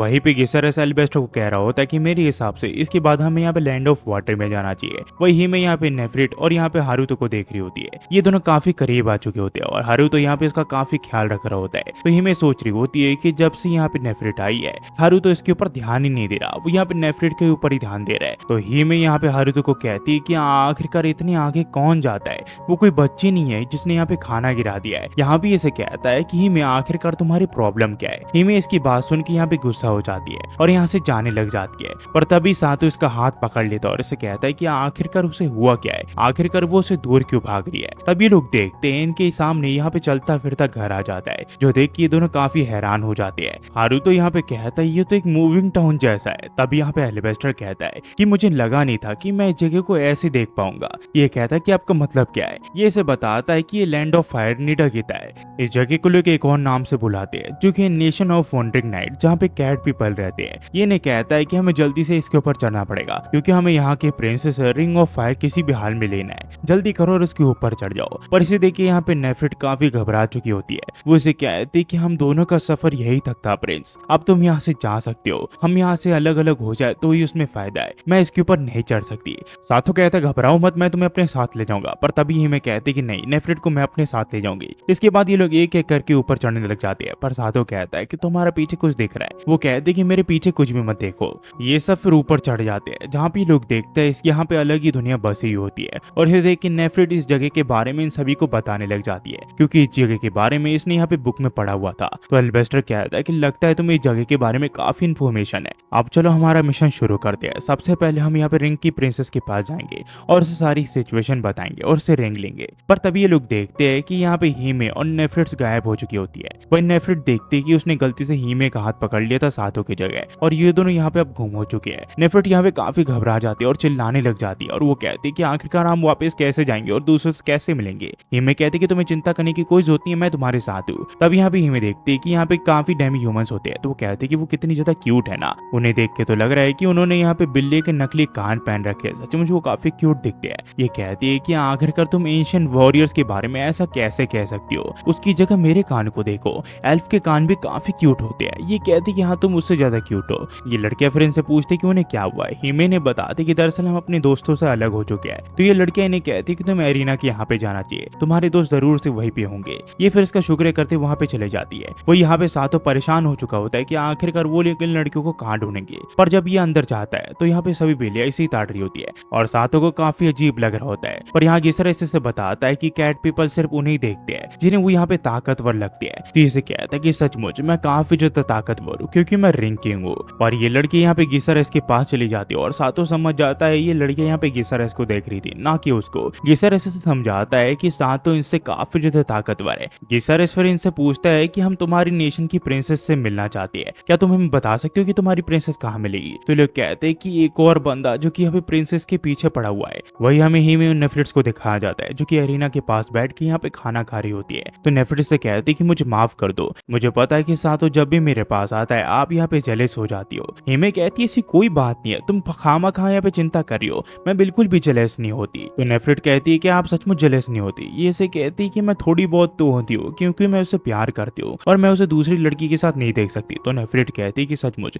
आप सचमुच सातों सांस से काफी प्यार करती है। ये कहती है ऐसी कोई बात नहीं है। वही भी हम देखते हैं अरीना के बाहर एक आदमी को पटक दिया जाता है जो कि काफी बुरी हालत में होता है। ये देख के ये दोनों लड़कियां काफी घबरा जाती है और इस बारे में सातों को बताने के लिए जाने लग जाती है। तब यहाँ पे सातों भी आ जाता है और हीमे यहाँ पे उससे मिल जाती है। हीमे उसे बताती है कि दरअसल कुछ ही समय पहले एक आदमी को यहाँ पे हमारे सामने फेंका गया था और उसकी काफी बुरी हालत थी। उतने में यहाँ पे बाकी लड़कियां कहती कि जो जो लोग यहाँ पे प्रिंसेस को मुकाबला देना चाहते हैं वो अंदर जाओ। वही हमें प्रिंसेस ग्रेनाड को दिखाया जाता है जो कि सिर्फ एक ही वार में लोगों को यहाँ पे शहीद कर रही होती है। यहाँ पे काफी सारे लोगों से लड़ चुकी होती है और कोई भी इससे ज्यादा ताकतवर नहीं होता। इसके बाद ये कहती है कि आखिरकार अगला कौन है जो कि मुझसे लड़ने वाला है। तभी ये सातों को देखती है जिसके हाथ में रिंग होता है। तो ये से कहती है कि तो तुम ही रिंग किंग हो, मेरे हिसाब से तो तुम तो मुझसे काफी ज्यादा ताकतवर होंगे ना, चलो लड़ते हैं। इसके बाद ये यहाँ पे सातों के ऊपर हमला कर देती है और सातों मुश्किल से इसके हमले को डॉज करता है पर अगले ही हमला ये इसके पेट पे कर देती है जिस वजह से सातों यहाँ पे बेहोश हो जाता है और उसका मुकाबला नहीं कर पाता। ये फिर इसे कहते कि मुझे लगा था कि तुम ताकतवर होंगे पर तुम भी दूसरों की तरह हो कमजोर। आखिरकार तुम जैसा कमजोर इंसान एक एप्स की मॉन्स्टर को कैसे हरा सकता है, बेशक तुम्हारे पास रिंग भी क्यों ना हो। अगर तुम्हें मुझे दोबारा से चैलेंज करना हो तो तुम कभी भी आ सकते हो। फिर देखते सातों यहाँ गिसर इसके साथ प्रैक्टिस करने लग जाता है पर वो अभी भी काफी ज्यादा कमजोर होता है। गिसर ऐसे से बता रहा होता है कि आखिरकार उसे स्वॉर्ड के साथ क्या करना है और क्या नहीं और कैसे वो प्रिंसेस को हरा सकता है। पर जैसी उसकी स्किल है उसे देख के तो नहीं लगता कि वो प्रिंसेस को इतनी जल्दी हरा पाएगा। इसके बाद ये एक डेमी ह्यूमन इसे बताता है कि प्रिंसेस का जो हस्बैंड है वो सचमुच काफी ताकतवर होना चाहिए। हमारे नेशन में कोई भी ऐसा सिंगल आदमी नहीं था जो प्रिंसेस को हरा पाए। इसी वजह से प्रिंसेस बाहर आदमियों को ढूंढने लगी ताकि कोई उनसे ज्यादा ताकतवर निकल सके पर कोई भी अब तक उन्हें ताकतवर नहीं मिला है। वही एल्बेस्टर सातों को कहता है कि ये इम्पॉसिबल है कि तुम अपनी स्वॉर्ड स्किल से यहाँ पे उसे हरा सको पर तुम अपने लेफ्ट हैंड में देखो, मेरे हिसाब से तुम कुछ भूल रहे हो। तो सातों कहता है अगर मैं रिंग्स का यूज करूंगा क्या ये फिर रह जाएगा, मेरे हिसाब से एक तरह की चीट जैसी होगी। पर वो इसे बताता है कि मैजिक जो है वो एक तरह की मसल पावर है तो तुम उसे यहाँ पे यूज कर सकते हो। रिंग्स की पावर एक अलग ही लेवल पे है, तुम उनका यूज करके आसानी से यहाँ पे प्रिंसेस को हरा सकते हो। हम फिर देखते हैं सातों एक जगह आराम से बैठा होता है। तब यहाँ पे हीमे आ जाती है जो कि इसे कहती है कि तुम काफी थकी हुई लग रही हो। इसके बाद ये इसके सर को अपने जांघों में रख लेती है और कहती है कि तुम यहाँ पे आराम कर सकते हो, तुम्हें अगर बीच बीच में मोटिवेशन चाहिए तो मैं तुम्हारी मोटिवेशन बनने के लिए तैयार हूँ क्योंकि मेरा यही काम है। वहीं पे हम देखते हैं नेफ्रिट्स को जो कि इन दोनों को ऐसे देख रही होती है और इसे जलीसी फील हो रही होती है। तब यहाँ पे एल्वेस्टर आ जाता है जो कि सातों को कहता है कि तुम्हारे ट्रेनिंग का वक्त हो चुका है। फिर हम देखते हैं सातों ट्रेनिंग के बाद नहाने के लिए आ जाता है पर सबसे पहले ये स्पा के यहाँ पे जाता है जहाँ पे ये देखता है कि काफी सारी लड़कियां बिना कपड़ों के लेटी हुई होती है और वो मसाज करा रही होती है। गिसर इसे बताता है कि यहाँ पे मेल और फीमेल में बिल्कुल भेदभाव नहीं किया जाता, सब लोग यहाँ पे इक्वल है तो वो लोग कैसी भी चीजें कर सकते हैं। ये फिर इसे पूछता है क्या मैं अपनी स्वॉर्डमैनशिप से यहाँ पे उसे हरा सकता हूँ क्या। ये कहता है ये इम्पॉसिबल है। तब यहाँ पे एक और बिल्ली आ जाती है जो कि इन्हें कहती है कि आप काफी अच्छे लग रहे हो, क्या आपको कोई मसाज चाहिए क्या।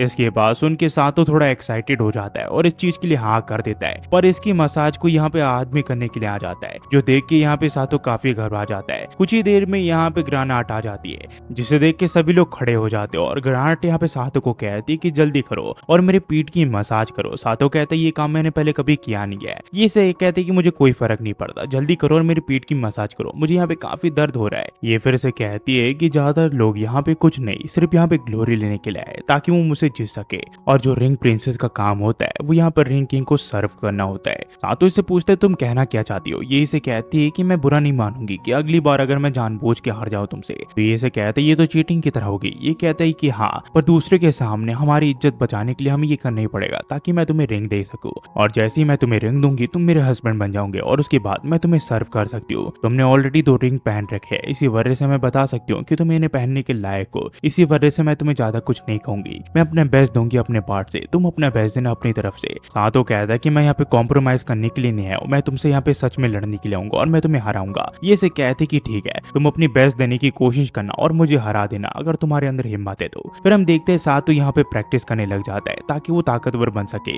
हमें फिर कुछ दिन के बाद सातो को दिखाया जाता है जो कि अभी अभी सो के उठा होता है और उसकी बॉडी काफी उसे हल्की लग रही होती है। तभी ये नेफ्रिट को देखता है और उसे पूछता है कि आखिरकार वो कितनी देर से यहाँ पे थी। नेफ्रिट से बताते कि कल रात से वो यहीं पे है क्योंकि वो यहाँ पे इसे हील करना चाहती थी। दरअसल रिंग की मदद से वो अपने पार्टनर को हील भी कर सकते हैं, पर सातो उसे कहता है कि ऑनेस्टली अगर कहूँ मुझे नहीं लगता कि मैं उसे जीत पाऊंगा। पर नेफ्रिट से कहती कि तुम इतनी जल्दी हार नहीं माननी चाहिए, अगर तुम रिंग्स की पावर यूज करो तो तुम उस प्रिंसेस को काफी आसानी से हरा दोगे और मेरे हिसाब से उस प्रिंसेस को भी इससे कोई तकलीफ नहीं होगी।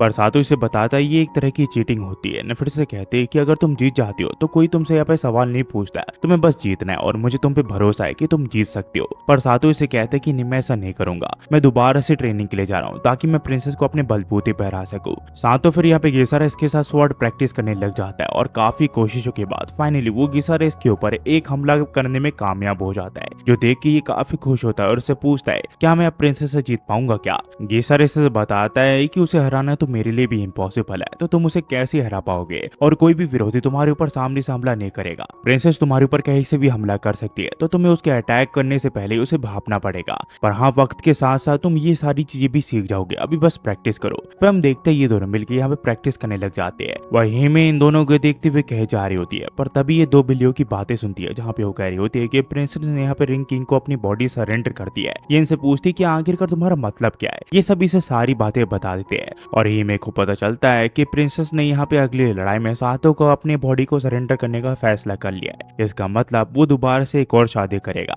और वो जहाँ चाहे वहाँ प्रिंसेस को हाथ लगा सकता है, वो उसके बलून्स को छू सकता है, उसके होल को यहाँ पे छू सकता है, वो जो चाहे वो कर सकता है। इसके पास उनकी ही में सोचती है कि नहीं, ऐसा नहीं हो सकता, ऐसा मैं बिल्कुल भी होने नहीं दूंगी। फिर हमें लड़ाई वाले दिन दिखाया जाता है जहाँ प्रिंसेस और सातो की यहाँ पे मुकाबला शुरू होने वाला होता है। वही एल्बेस्टर यहाँ पे हिमे को देखते हुए कह रहे होते हैं कि यहाँ पे तुम उसे चेंज नहीं करोगे क्या। ये मनी मन में सोच रहे होते कि मुझे नहीं परवाह कि वो उसे एक्नॉलेज करती है कि नहीं। सातो को बस उनकी रिंग लेनी है और उससे ज्यादा कुछ नहीं। उन्हें यहाँ पे उसके लिए फीलिंग डेवलप बिल्कुल भी नहीं करनी है। वहीं पे हम देखते हैं यहाँ पे एक वॉरियर को जिसे यहाँ पे अभी भी प्रिंसेस ने हराया होता है। इसके सामने यहाँ पे एप्स किंग की रिंग आ जाती है। वही प्रिंसेस यहाँ पे पूरी तरह रेडी हो चुकी होती है सातो के साथ लड़ने के लिए, पर तभी वो वॉरियर यहाँ पे आ जाता है जिसे यहाँ पे कैट पीपल रोक रहे होते हैं, पर वो वॉरियर बिल्कुल भी रुकता नहीं है और वो इनके ऊपर हमला कर देता है। पर इससे पहले वो सातो को नुकसान पहुंचाता प्रिंसेस उसकी जान बचा लेती है। थोड़ी देर में ये समझ में आ जाता है ये अभी एप्स किंग के कंट्रोल में है। कुछ ही देर में यहाँ पे बाकी मॉन्स्टर्स भी आ जाते हैं जो कि काफी खतरनाक लग रहे होती है। एल्बेस्टर और बाकी मिलकर इन मॉन्स्टर को रोकने की कोशिश करते हैं, पर ये काफी ताकतवर होते हैं। तभी यहाँ पे एक बिल्ली आ जाती है जो कि यहाँ पे इस मॉन्स्टर के ऊपर हमला कर देती है और उसे यहाँ पे तुरंत मार देती है और कहती है कि चलो एप्स किंग को दिखाने का वक्त आ गया है कि हमारी ताकत क्या है। प्रिंसेस फिर इन्हें कहती है कि सभी लोगों को बाहर निकाल दो और सारे एंट्रेंस बंद कर दो ताकि एप्स किंग कहीं बाहर ना जा पाए। फिर हम देखते हैं ये लोग उस जगह को अलग कर देते हैं जहाँ पे एप्स किंग का यहाँ पे सोल्जर फंसा हुआ होता है।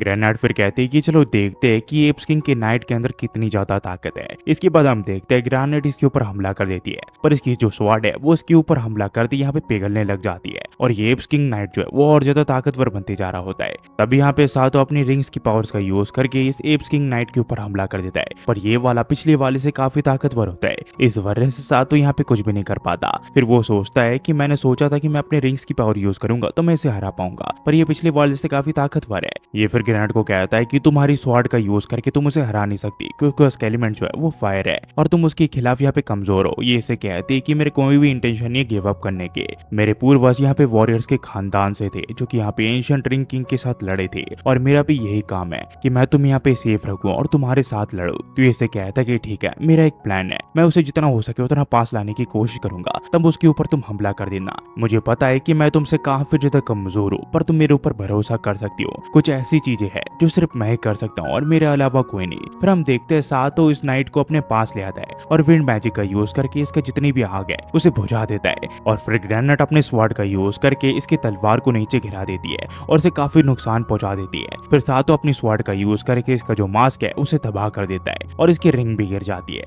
और ग्रेनेड के साथ इसे बताते हैं कि हमने उन मॉन्स्टर को भी ठिकाने लगा दिया, अब चिंता करने की कोई जरूरत नहीं है। उतने में यहाँ पे उस आदमी को भी होश आ जाता है जिसे यहाँ पे एप्स किंग ने कंट्रोल कर रखा था। ग्रेनेड फिर इसे कहते हैं कि लगता है मैंने तुम्हें हल्के में लिया, पर तुम्हारे अंदर काफी ज्यादा पोटेंशियल है और मैं तुम्हें अपने हस्बैंड के तौर पर अब एक्सेप्ट करती हूँ। ये फिर अपना हाथ आगे बढ़ाती है। वही में सोच रही होती है ये तो होना ही था, अब उसे यहाँ पे रैंकिंग की तरह काम करना पड़ेगा ताकि वो दुनिया बचा सके। पर ये से कहता है कि मैं तुम्हारी इस चीज को एक्सेप्ट नहीं कर सकता, मैं यहाँ पे कॉम्प्रोमाइज करने के लिए नहीं आया हूँ, मैं तुम्हें दोबारा से चैलेंज करूंगा ताकि मैं तुम्हें हरा पाऊँ और तुम मुझे एक्नॉलेज करो। हम फिर देखते हैं इनका अधूरा छोटा मैच दोबारा से यहाँ पे शुरू हो जाता है और यहाँ पे जो ग्रेनेड है वो यहाँ पे बिल्कुल भी दया ना खाती हुई सातो के ऊपर हमला कर देती है। सातो बस इसके हमले को डॉज कर रहा होता है या फिर डिफेंड कर रहा होता है। ग्रेनेड इससे काफी ज्यादा ताकतवर होती है, सातो कुछ भी नहीं कर पा रहा होता। वही में कह रही होती है कि आखिरकार वो ये सब क्यों कर रहा है, उसे यहाँ पे रिंग को एक्सेप्ट कर लेना चाहिए। पर नेफरेट से कहती है कि वो सब ये आपके लिए कर रहा है, आपको उसे यहाँ पे चेयर करना चाहिए, वो आपसे काफी ज्यादा प्यार करता है, इसी वजह से वो रिंग से इकट्ठा करना चाहता है ताकि वो इस दुनिया को बचा सके। तभी यहाँ पे ग्रेनेड कहती है कि मेरे हिसाब से तुम्हें यहाँ पे रिंग की पावर्स को यूज कर लेना चाहिए। पर ये से कहता है कि लगता है तुम मुझे हल्की में ले रही हो, मुझे हल्की में लेने की कोशिश मत करना, मैं तुम्हें हरा सकता हूँ। बेशक मैं अभी एक अजीब आदमी लग रहूंगा जो कि अपनों के सामने अपनी बेइज्जती करवा रहा है, पर चाहे जो भी हो जाए ये मैं अपनी वाइफ के लिए कर रहा हूँ, मैं अपने वाइफ के लिए तुम्हें यहाँ पे किसी भी हाल में हरा के रहूंगा। तभी यहाँ पे हिमे एक्साइटेड हो जाती है और कहती है कि अगर वो उस प्रिंसेस को हरा देता है तो आज रात उसे यहाँ पे बेड पे दंगल करने देगी। तो इसे कहता है कि ठीक है, मेरी बिलफ वाइफ ने भी कहा है कि वो मुझे रिवॉर्ड देने वाली है, मैं तुम्हें हरा के रहूंगा। तभी यहाँ पे इसे रिंग के अंदर से एक आवाज आती है जो कि इसे कहता है कि मैं तुम्हारी मदद करूंगा ताकि तुम उसे हरा सको, और चिंता मत करो ये एक चीटिंग की तरह नहीं होगी क्योंकि तुम यहाँ पे रिंग की पावर यूज नहीं करोगे। सातो इस चीज के लिए मान जाता है। तभी ग्रेनेड इसे कहती है कि लगता है उस चेयर की वजह से तुम अपना रास्ता भटक गए हो। इसके बाद ग्रेनेड इसके ऊपर हमला कर देती है, पर वो रिंग इसे बताता है कि ग्रेनेड का हमला कहाँ पे आने वाला है। तो सातो उसको अपोजिट हमला करता है और वो यहाँ पे प्रिंसेस को हरा देता है, जिसके बाद वो उसकी गर्दन पे अपनी तलवार लगा देता है और कहता है कि यहाँ पे आप हार मान जाओ, तुम नहीं जीत सकती। और इसी के साथ ये प्रिंसेस को हरा देता है। और सातो को ऐसे देख सभी लोग यहाँ पे काफी एक्साइटेड हो जाते हैं और वो खुश होते हैं कि सातो यहाँ पे जीत गया। जिसके बाद हम देखते हैं ग्रेनेड जो है वो यहाँ पे सातो को किस कर लेती है और इसी के साथ सातो की यहाँ पे तीसरी शादी हो जाती है। इसकी तारीफ करते हुए ग्रेनेड कहती है कि तुमने काफी अच्छा किया रैंकिंग, अब चलो जल्दी बेड पे चलते हैं ताकि हम यहाँ पे बच्चे कर सके। इसके बाद सुन के सातो कहता है कि मेरे ऊपर से हट जाओ। ये से कहती है कि नहीं, हमें जल्दी से यहाँ पे बच्चे कर लेने चाहिए जब तक हमारी बॉडी जवान है, क्या तुम्हें मेरी बॉडी पसंद नहीं आई क्या? सातो इसे कहता है ऐसी कोई बात नहीं है, पर अभी मुझे अपनी पहली वाइफ के साथ यहाँ पे दंगल करने के लिए जाना है, तो तुम्हारे साथ मैं बाद में करूंगा।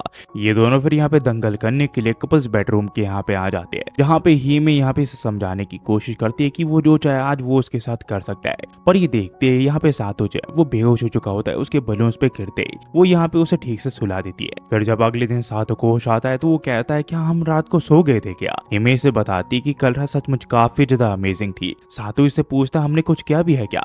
ये इसे कहता है कि हाँ हमने काफी कुछ किया, क्या तुम्हें कुछ याद नहीं है क्या? सातो कहता है कि मुझे कुछ भी याद नहीं है। नेफरेट से कहती है कि तुम दोनों ने यहाँ पे कुछ भी नहीं किया, ये पूरी रात यहाँ पे सो रही थी। वो इसे कहती है कि मैं यहाँ पे अपने टर्न का वेट करी थी ताकि हिमे का खत्म होके मैं उसके ऊपर चढ़ सकूं।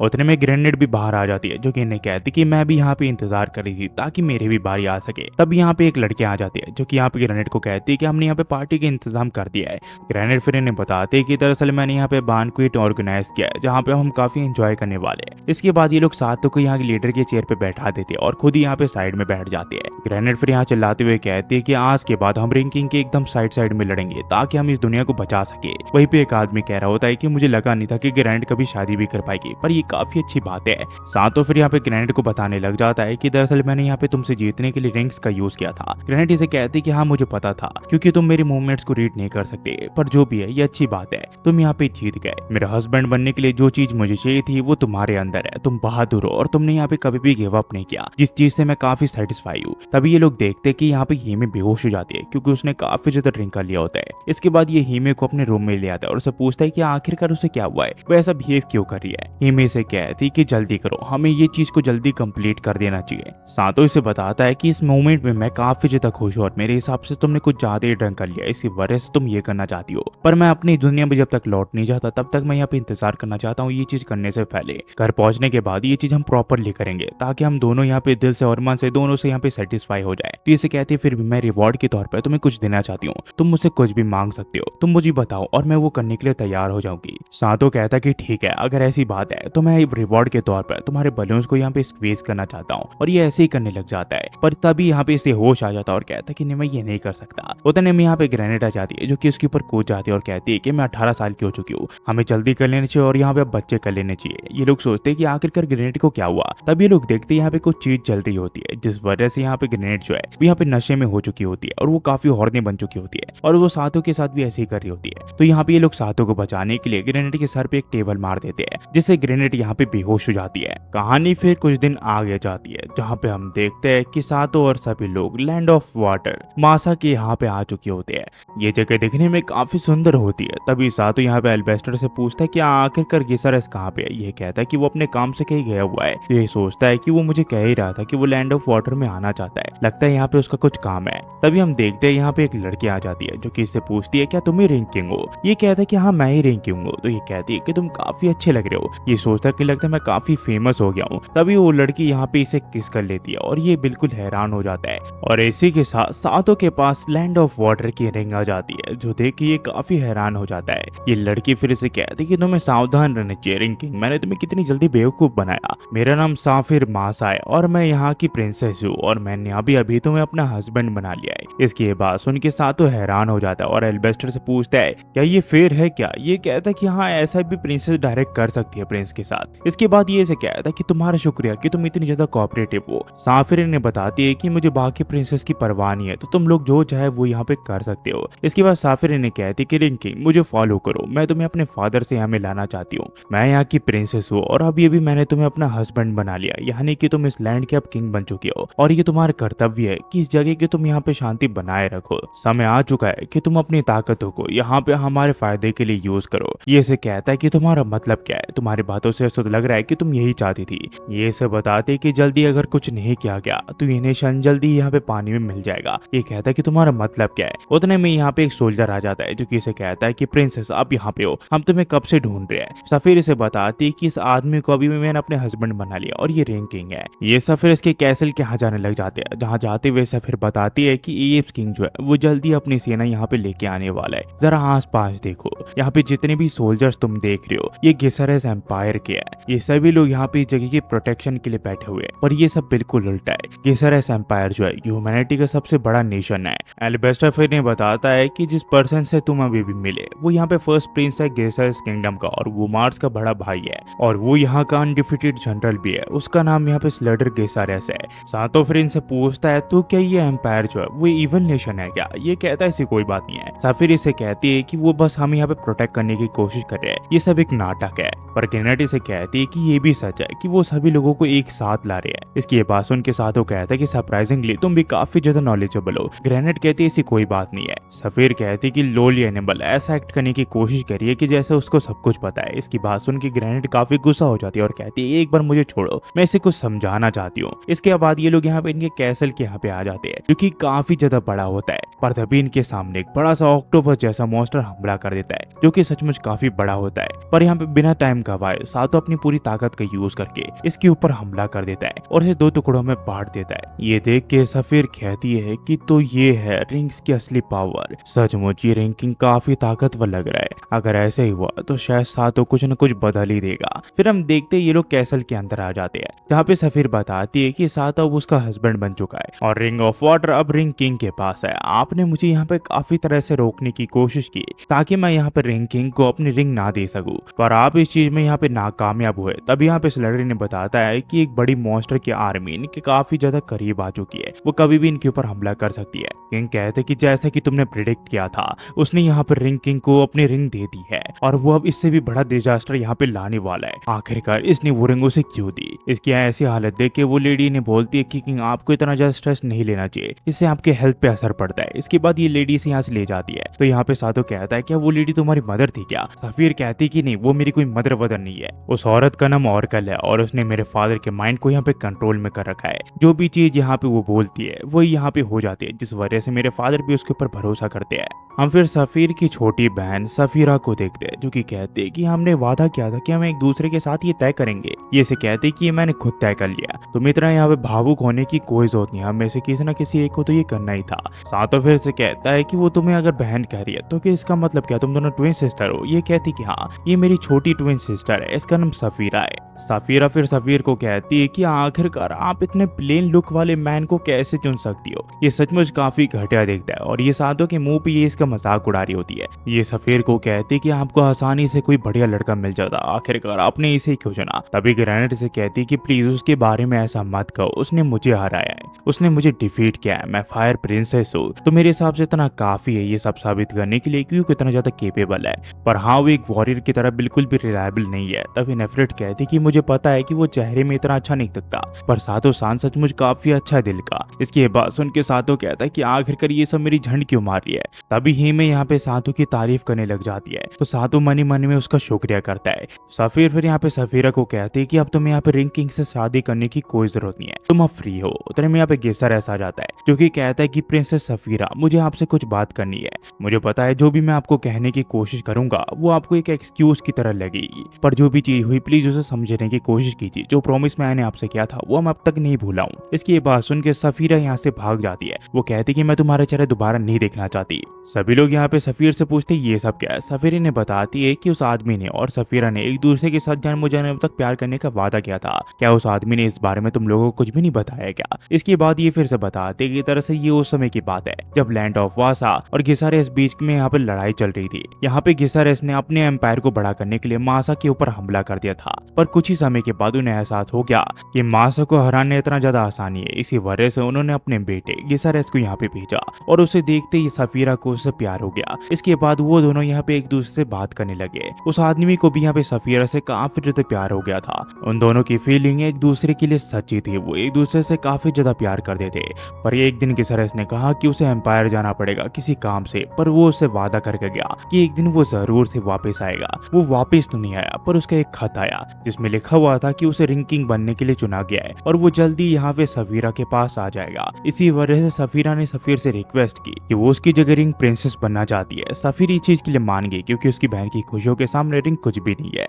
पर इन्हें कुछ ही समय पहले पता चला है कि मार्स ने यहाँ पे अपने रिंग किंग के रोल को अबेंडन कर दिया है और उसकी जगह उसने रिंग यहाँ पे किसी अननोन आदमी को दे दिया है जो कि दूसरी दुनिया से आया है। हमें फिर मार्स के यहाँ दिखाया जाता है जहाँ पे वो कहता है कि मेरी फीलिंग अब तक तुम्हारे लिए बिल्कुल भी चेंज नहीं हुई है। तो ये से कहती है कि आखिरकार तुम यहाँ पे रिंग किंग क्यों नहीं बने। मार्स इसे कहता है कि वो इसलिए क्योंकि मैं उसके वर्दी नहीं था, मैं उसके बिल्कुल भी लायक नहीं था। ये से कहती है कि मुझे बिल्कुल भी आइडिया नहीं है कि आखिरकार तुम्हारे मन में क्या चल रहा है। वही सफीर हमें बताती है कि जब पहली बार ऑर्कल अपीयर हुई थी तो उसकी बातों पे कोई भी भरोसा नहीं करता था, पर जैसे उसके प्रोटेक्शन यहाँ पे सही साबित होने लगे तो सभी लोग उसके ऊपर डिपेंडेंट होने लगे।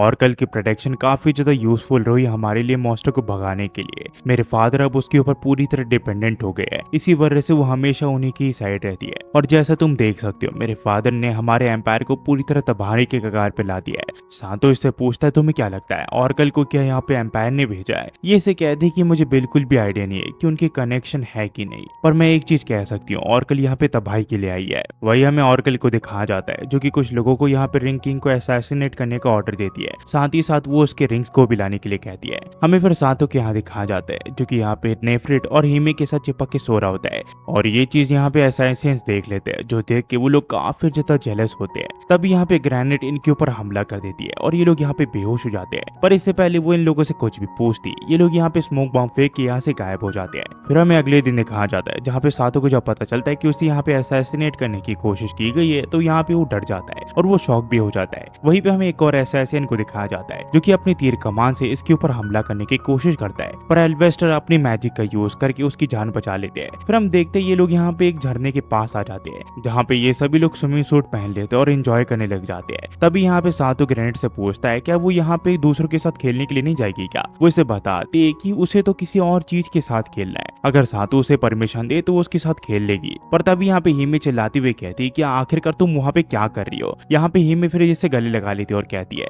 कि पहले लाइन में मैं हूँ, उसके बाद बाकी जिसे करना है कर लेना। ग्रेनेट इसे कहती कि तुम्हारा प्यार काफी ज्यादा वीक है और मैं इतना ज्यादा इंतजार नहीं कर सकती। इसके बाद ये दोनों यहाँ पे झगड़ने लग जाती है। वही नेफ्रिट कह रही होती कि मुझे यहाँ पे टर्न की बिल्कुल भी परवाह नहीं है, मैं बेशक आखिर आ जाऊँ, बस मुझे एक बार करने को मिल जाए। तभी यहाँ पे साफिर आ जाती है और वो कहती है कि तुम लोग यहाँ पे बच्चे की तरह क्यों लड़ रही हो, अगर तुम्हें करना ही है तो एक स्विमिंग कंपटीशन करो, जो भी उस पत्थर को छू के पहले आएगा वो यहाँ पे इस कंपटीशन को जीत जाएगा। पर इसकी ये बात सुन के ग्रेनेड थोड़ी घबरा जाती है क्योंकि उसे पानी से डर लगता है।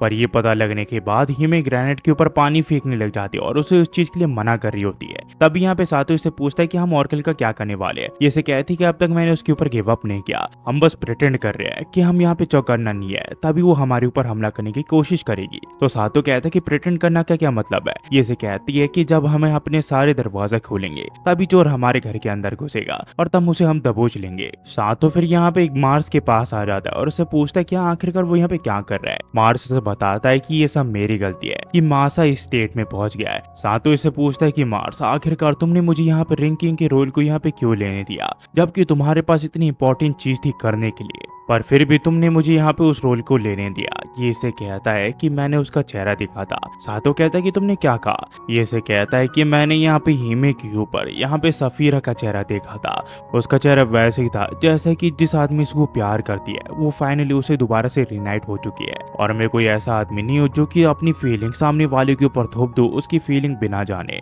और अगर सच कहूँ तो तुम यहाँ पे रैंकिंग बनना ज्यादा डिजर्व करती हो, तुमने मुझे दिखाया है कि असली रैंकिंग को कैसा होना चाहिए। हमें फिर कुछ समय बाद दिखाया जाता है जहाँ पे मार्स अपने भाई स्लेटर को कहता है कि मुझे लगा था कि तुमने मुझे प्रॉमिस किया है कि तुम मासा के कामों में बिल्कुल भी दखल अंदाजी नहीं दोगे, तो ये सब क्या है। इसके भाई से कहता है कि ये एम्परर का डिसीजन था ना कि मेरा, उन्होंने यहाँ पे रीइंफोर्समेंट भेजा है और हाँ तुम्हारे क्राइम के लिए अब तक तुम्हें यहाँ पे माफ नहीं किया गया है, तुमने यहाँ पे किंगडम के ऑर्डर को डिसोबे किया। अगर तुम्हें किंगडम में वापस आना है तो सिंपल यहाँ पे फादर के एक्सपेक्टेशन में खड़े उतरो मार्स, उसके अलावा तुम कुछ नहीं कर सकते। थोड़ी देर में यहाँ पे ऑर्कल आ जाती है जो कि मार्स को कहती है कि आखिरकार अब तुम क्या करना चाहते हो। अगर मैं सच कहूँ तो मेरे हिसाब से तुम्हें यहाँ पे रिंग्स को स्टील कर लेना चाहिए मार्स, तुम्हें यहाँ पे रिंग किंग को मारना पड़ेगा ताकि तुम अपनी गलती को सही कर सको। ये से कहता है ऐसा मैं नहीं कर सकता। ये से कहती है कि तुम्हारे पास यही एक ऑप्शन है, तभी तुम्हें यहाँ पे एम्परर की माफी मिलेगी। रिंग किंग बाहर की दुनिया से है और उसका इस दुनिया से लेना देना नहीं होना चाहिए, पर फिर भी वहाँ का रिंग किंग बन गया। इसके बाद ये से एक तलवार पकड़ा देती है और कहती कि मैं तुम्हारा यहाँ पे एम्पायर के यहाँ पे वेट करूंगी।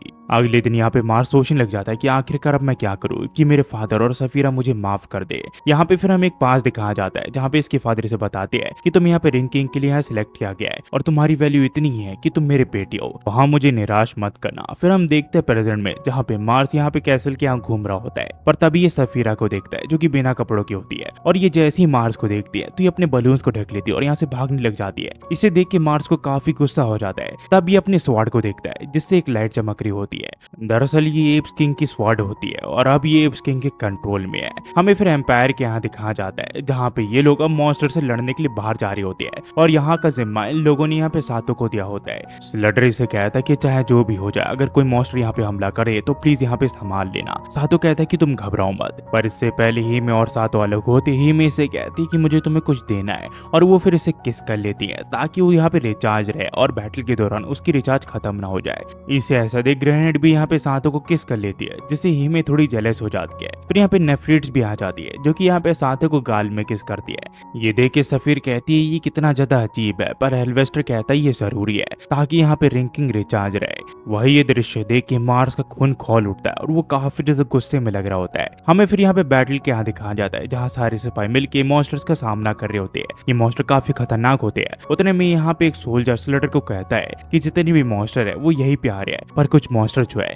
वो यहाँ पे कैसल की तरफ ही बढ़ रहे हैं, हमें वहाँ पे कुछ करना पड़ेगा। ये से कहता है कि वहाँ की चिंता तुम्हें करने की कोई जरूरत नहीं है, वहाँ सब कुछ ठीक ही होगा।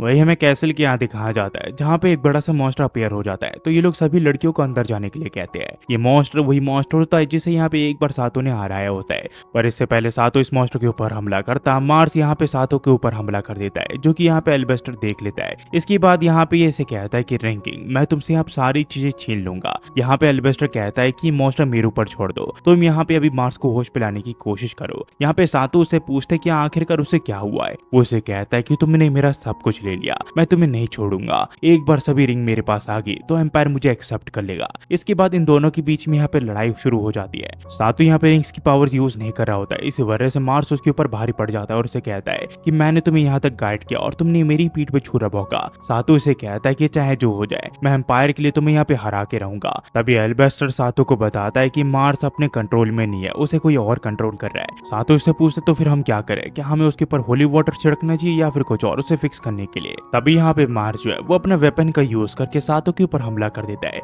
वही एक रिंग यहाँ पे सातू से बात करने लग जाती है। वो कहते हैं ये कितना ज्यादा नॉस्टैल्जिक वेपन है, पर उस वेपन को यूज करने के लिए वो एक फेलियर है, वो इस वेपन को ठीक से यूज नहीं कर सकता। ये इसे कहता है अपना मुंह बंद करो, अभी मैं उससे लड़ रहा हूँ। तो रिंग इसे कहती है कि तुम्हें ज्यादा चिंता करने की कोई जरूरत नहीं है, अगर तुम सभी रिंग की पावर्स को यूज करो तो तुम उसे आसानी से एलिमिनेट कर सकते हो। पर आखिरकार तुम ऐसा क्यों नहीं कर रहे हो, तुम अपनी पूरी ताकत का यूज करके उसे पल भर में मार सकते हो। ये इसे कहता है कि मार्स अभी भी अपने होश में है और मुझे पता है उसे पूरी तरह होश में लाने के लिए मुझे क्या करना है। वहीं पे जितनी भी लड़कियां हैं और सफीरा जो है वो इनकी लड़ाई यहाँ बाहर से देख रही होती है। तभी मार्स यहाँ पे सातों के ऊपर हमला कर देता है और सातों उसके अटैक को यहाँ पे डिफेंड नहीं करता। सातों इसे कहता है कि क्या हुआ, तुम मुझे कट क्यों नहीं कर रहे हो, तुम आखिरकार इतना हेसिटेट क्यों कर रहे हो। इसे फिर यहाँ पे होश आ जाता है और ये इसके सामने झुक जाता है और कहता है कि सातों मुझे यहाँ पे मार दो, मैं एक इंपीरियल प्रिंस की ड्यूटी को भी यहाँ पे नहीं निभा पाया, मैं एक फेलियर हूँ। पर सातों इसे कहता है कि अगर तुम नहीं होते और तुम मेरी मदद नहीं करते तो शायद ही मैं यहाँ तक कभी आ पाता।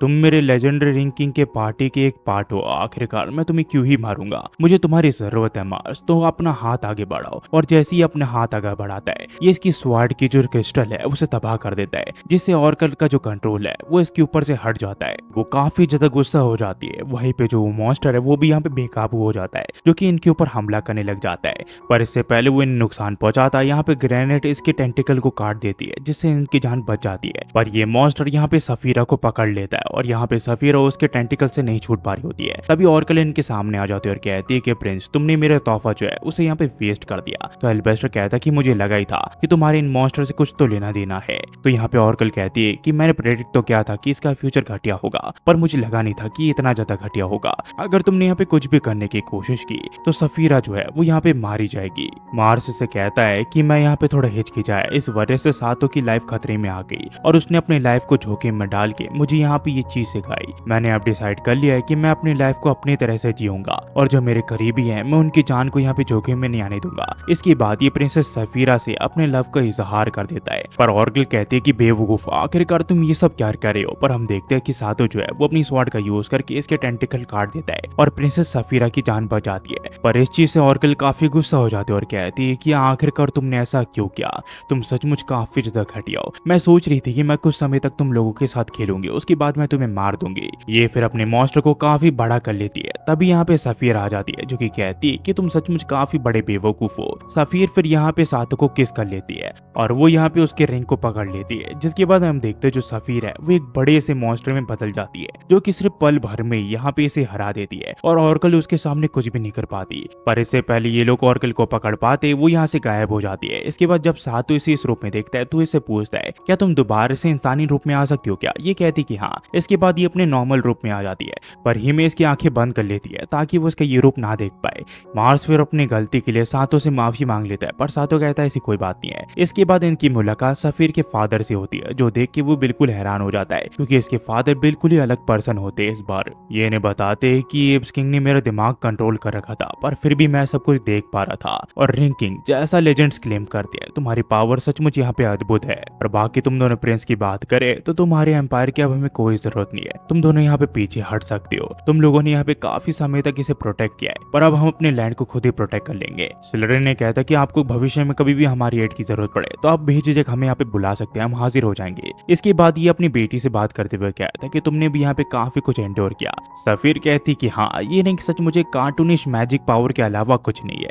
तभी यहाँ पे मार्स जो है वो सफीरा का हाथ मांग लेता है उसके फादर से। इसकी बात सुन के इसके फादर कहते हैं कि तुम्हारे जाने के बाद मैंने देखा कि सफीरा कितनी ज्यादा उदास हो गई थी और हाँ मैं इस चीज के लिए राजी हूँ, तुम मेरी बेटी का ख्याल रखना। और ये चीज सुन के मार्स और सफीरा काफी ज्यादा खुश हो जाते हैं और सभी लोग इन्हीं को देख रहे होते हैं। इन्हें ऐसा देख के हिमे कहती कि काश हम भी ऐसी चीजें कर पाते। इसकी ये बात यहाँ पे सातों सुन लेता है। तभी यहाँ पे गेसरस कहता है कि सातों हमने यहाँ पे अपनी चीज कंप्लीट कर दिया है, अब तुम्हारी बारी है। तो सातो और हिमे समझ आते हैं कि इन लोगों ने यहाँ पे सांप और गुफा का खेल खेल लिया है। फिर हम देखते हैं यहाँ पे जो स्लेडर है वो कहता है कि अब मेरे इंपीरियल कैपिटल जाने का वक्त आ चुका है, पर हाँ मार्स से एक चीज याद रखना, कभी ना कभी तुम यहाँ पे घर जरूर आना। हमें फिर इंपीरियल के यहाँ दिखाया जाता है जहाँ पे मार्स के फादर ऑरेकल को कहते हैं कि लगता है तुम मासा को सीज करने में कामयाब नहीं हुई। ये से कहते हैं कि वो जैसा एम्पायर आपके टाइम के लायक बिल्कुल भी नहीं है, पर अगर आपके एम्पायर के पावर को और मेरे मॉन्स्टर को कंट्रोल करने की पावर को अगर हम कंबाइन कर ले तो ये पॉसिबल है कि हम पूरी दुनिया में राज कर सकते हैं, अगर आप इस चीज के लिए हाँ कर दो तो। पर तभी ये इसके ऊपर स्वॉर्ड से हमला कर देता और कहता है कि पहले तुमने मासा के किंग को टारगेट किया और अब मुझे। इस दुनिया में कोई गॉड नहीं है, ये दुनिया बस अब एक आदमियों की दुनिया है और इस दुनिया में राज करने के लिए मैं कुछ भी कर सकता हूँ, चाहे इसके लिए मुझे रिंग किंग को भी क्यों ना मानना पड़े। कहानी की शुरुआत होती है और हम देखते हैं सभी लड़कियों को और सातों को जो कि अब एक ही बेड पे सोने के लिए जा रही होती है, पर सैफिर इसमें बिल्कुल भी इंटरेस्टेड नहीं होती।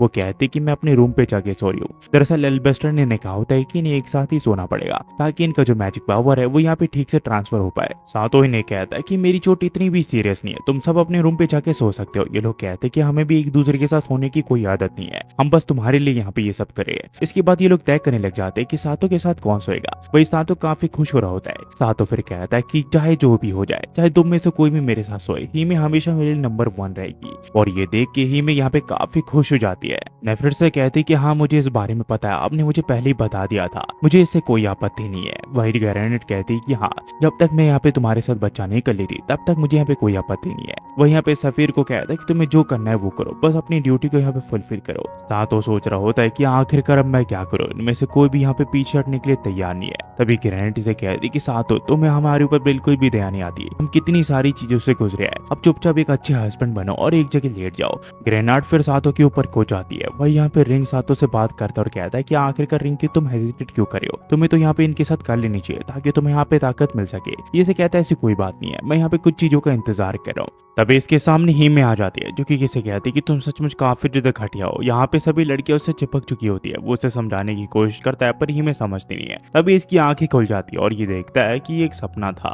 सातो फिर हीमे को कहता है कि हीमे चलो आज हम दोनों डेट पे चलते हैं। इसके बाद सुन के हीमे काफी खुश हो जाती है। नेफरेट भी कहती कि मैं भी तुम लोगों के साथ आना चाहती हूँ। सातो कहते कि नहीं आज सिर्फ हम दोनों ही जाएंगे। तो ग्रेनेड कहते कि ठीक है तुम दोनों अपनी डेट को एंजॉय करो। सातो फिर एल्बेस्टर के पास जाता है और उसे कहता है कि वो हीमे के साथ डेट पे जा रहा है तो उसे कुछ पैसे चाहिए। एल्बेस्टर इसे कहता है कि ठीक है और वो इसे पैसे दे देता है और इसे कुछ ज्यादा ही पैसे देता है और कहता है कि तुम चाहो तो यहाँ पे होटल भी बुक कर सकते हो और पूरी रात वहाँ बिता सकते हो। सातो कहता है हमारा ऐसा कोई इरादा नहीं है। फिर सातो और हीमे यहाँ पे बाहर घूमने के लिए आ जाते हैं जहाँ पे ये प्लान कर रहे होते हैं कि आखिरकार ये लोग कहाँ कहाँ घूमेंगे। वहीं पे ग्रेनेट, नेफरेट और सफीर यहाँ पे इनकी जासूसी कर रही होती है। यहाँ पे सफीर इसे पूछते हैं कि आखिरकार हम इन्हें फॉलो क्यों करें। ग्रेनेट कहती है कि हम उनकी वाइफ है तो उन्हें फॉलो करना हमारा कर्तव्य बनता है। वही लोगों को जो पता चलता है कि सातो रिंग किंग है वो यहाँ पे उसे चारों ओर से घेर लेते हैं और सातो एक तरह का सेलिब्रिटी बन जाता है। सभी लोग उसे ही देख रहे होते हैं। ये दोनों फिर घूमते घूमते एक रेस्टोरेंट पे आ जाते हैं और वहाँ का खाना खाने लग जाते हैं। ये खाना काफी बढ़िया होता है। वही ग्रेनेट और नेफरेट सोच रही होती है कि वो लोग काफी ज्यादा एंजॉय कर रहे हैं। ये दोनों फिर घूमते हुए एक पार्क के यहाँ पे आ जाते हैं जहाँ पे इन्हें पता नहीं होता कि एक कपल पार्क है जहाँ पे सभी लोग यहाँ पे किस करते हैं। सभी कपल्स यहाँ पे किस कर रहे होते हैं तो हीमे और सातो यहाँ पे थोड़े एम्बैरेस हो जाते हैं। उन्हें समझ नहीं आ रहा होता कि आखिरकार वो कैसा रिएक्ट करे। तभी सफेरी ने बताती कि जो भी कपल यहाँ पे किस करता है वो हमेशा के लिए यूनाइटेड रहता है। फिर हम देखते हैं ये दोनों एक जगह बैठ जाते हैं और एक दूसरे को किस करने की कोशिश करते हैं। वहीं पे सभी लड़कियां इन दोनों को देख रही होती है ये दोनों यहाँ पे कब किस करेंगे। पर सातो यहाँ पे इसे किस नहीं कर पा रहा होता। वो इसे कहता है कि नहीं मैं तुम्हें पब्लिकली यहाँ पे किस नहीं कर सकता। तो हीमे कहती है कि क्या हुआ तुम यहाँ पे एम्बैरस लग रहे हो। ये कहता है ऐसी कोई बात नहीं है। फिर हम देखते हैं ये सभी लड़कियां यहाँ से जाने लग जाती है क्योंकि ये दोनों काफी ज्यादा स्लो होते हैं। वहीं पे ग्रैंड बताती है कि मैं भी अगली बार उसके साथ डेट पे जाऊंगी ताकि हम दोनों अकेले एंजॉय कर सके। तभी नेफरेट कहती है कि मैं पहली बार दोस्तों के साथ बाहर घूमने के लिए आई हूँ, ये सचमुच काफी मजेदार है। तो सैफिर इसे बताती है कि तुम काफी ज्यादा हमसे बड़े हो तो हमें दोस्त कहना ये थोड़ा ज्यादा हो जाएगा। इसके बाद सुन के नेफरेट उदास हो जाते और कहती है कि मैं इतनी ज्यादा ओल्ड हूँ क्या। फिर हम देखते हैं ये दोनों यहाँ पे एक आइसक्रीम स्टॉल पे आ जाते हैं जहाँ पे वो आइसक्रीम वाला बताता है कि हमारे पास तरह तरह की आइसक्रीम है। वो इन दोनों को यहाँ पे हनीमून आइसक्रीम पकड़ा देता है। ये दोनों फिर एक पहाड़ के यहाँ पे आ जाते हैं है जहाँ पे ये लोग आइसक्रीम खाते हुए एक दूसरे से बातें कर रहे होते हैं। सातू इसे कहता है कि मुझे हमेशा से लगता था कि मुझे इस दुनिया को प्रोटेक्ट करना पड़ेगा तुम्हारे लिए, ये दुनिया मेरी दुनिया से बिल्कुल भी अलग नहीं है। तो हिमे इसे कहती है कि मुझे कभी नहीं लगा था कि मैं तुम्हारे साथ इतना अकेला वक्त बिता पाऊंगी, और सचमुच ये देख के मुझे काफी अच्छा लगा। इसके बाद ये आगे की प्लानिंग करने लग जाता है और सोचता है कि आखिरकार वो क्या करे। तो यहाँ पे हिमे इसे कहती है कि आखिरकार तुमने मुझे आज यहाँ पे अकेले क्यों बुलाया। सातू इसे कहता है कि दरअसल वो इसलिए क्योंकि मुझे लगा कि हम दोनों के पास यहाँ पे अकेले में ज्यादा वक्त नहीं होता, और हम दोनों ने एक दूसरे के काफी समय से बात नहीं की थी और ना ही वक्त बिताया था, इसी वजह से मैंने तुम्हें आज डेट पे बुलाया। तो हिमे कहते कि आज तो तुमने ये कर लिया, पर ये लास्ट टाइम होना चाहिए, इसके बाद हम ये कभी भी नहीं करेंगे,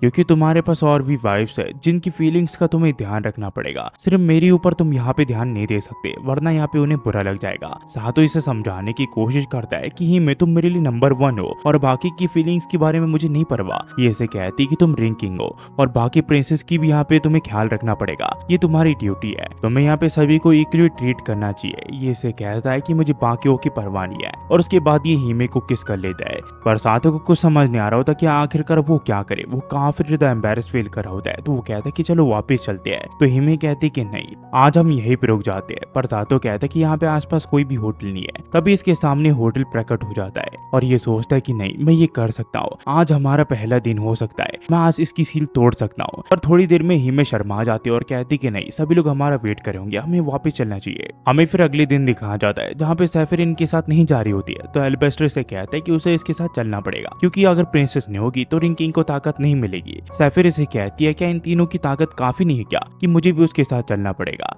तभी ग्रेनेट इसे कहती कि क्या हुआ, तुम बच्ची की तरह अपने होमलैंड को छोड़ने से डर क्यों रही हो। सैफिर इसे कहती है अगर नेफ्रिड की एज से कंपेयर किया जाए तो मैं एक बच्ची ही हूँ। इसकी बात से नेफ्रिड गुस्सा हो जाती है। सैफिर फिर इन्हें कहती है अगर तुम चाहो तो मेरी जगह यहाँ पे सफीरा को ले जा सकते हो, पर ये लोग इस चीज के लिए मानते नहीं है। इसके बाद सफीरा से बात करते और कहती कि मैंने पूरी कोशिश की। सफीरा इसे कहती कि आपको ये सब करने की कोई जरूरत नहीं है, पर प्लीज यहाँ पे मार्स का ख्याल रखिएगा जब वो आपके साथ जा रहा होगा। सफीर कहती कि तुम्हें चिंता करने की कोई जरूरत नहीं है। हमें फिर कुछ दिन बाद दिखाया जाता है जहाँ पे एल्बेस्टर सभी को बताता है कि हम लैंड ऑफ अर्थ इडान कॉन के यहाँ पे जाने वाले हैं, जो कि मासा के नॉर्थ साइड पे पड़ता है, और वहाँ पे डाफ है। इसके बाद उनके साथ इसे पूछता है कि वहाँ पे हमें सचमुच डाफ मिलेंगे क्या। सफीर इसे कहती कि डाफ जो है वो यहाँ पे रिंग किंग के बैटल के दौरान यहाँ पे गायब हो गए थे। अब वो जगह में यहाँ पे तबाही के अलावा कुछ भी नहीं है, वो जगह अब बंजर है। तो सातो एल्बेस्टर से पूछता है क्या इसका मतलब हम बिना किसी दिशा के वहाँ पे रिंग ढूंढने के लिए जा रहे हैं। तो ग्रेनेट इसे कहती है कि मेरे हिसाब से ग्रेट सेज को कुछ ना कुछ तो पता ही होगा, वरना हम यहाँ पे डायरेक्ट तो वहाँ पे नहीं जाएंगे। ग्रेट सेज इन्हें कहते हैं कि मुझे बिल्कुल भी क्लू नहीं है कि वहाँ पे हमें रिंग मिलेगी भी कि नहीं। अभी तो मेरा दिमाग बिल्कुल भी काम नहीं कर रहा है। जब हम वहाँ पे पहुंचेंगे तब हम देखेंगे कि आखिरकार हमें आगे क्या करना है। फिर कुछ दिनों के बाद ये लोग उस जगह पे पहुंच जाते हैं, पर अब यहाँ से इन्हें चलना होता है, और काफी दिनों के चलने के बावजूद ये लोग उस जगह पे नहीं पहुंचते। इन्हें अब चलते हुए 3 दिन हो चुके होते हैं। एल्बेस्टर इन्हें कहता है कि यहाँ पे ध्यान से चलो, अगर तुम्हारा पाँव यहाँ पे फिसल गया तो तुम नीचे गिर जाओगे। यहाँ पे नीचे काफी सारे मॉन्स्टर के अवशेष पड़े होते हैं। सातो फिर सफीर से पूछता है कि अगर अचानक से कोई मॉन्स्टर हमारे ऊपर हमला कर दे तो तुम यहाँ पे मॉन्स्टर में ट्रांसफर हो सकते हो क्या। सफीर कहती कि नहीं, मैंने उस दिन काफी ज्यादा माने यूज कर लिया था, तो अभी तो मैं उस रूप में यहाँ पे बिल्कुल भी ट्रांसफर नहीं हो सकती।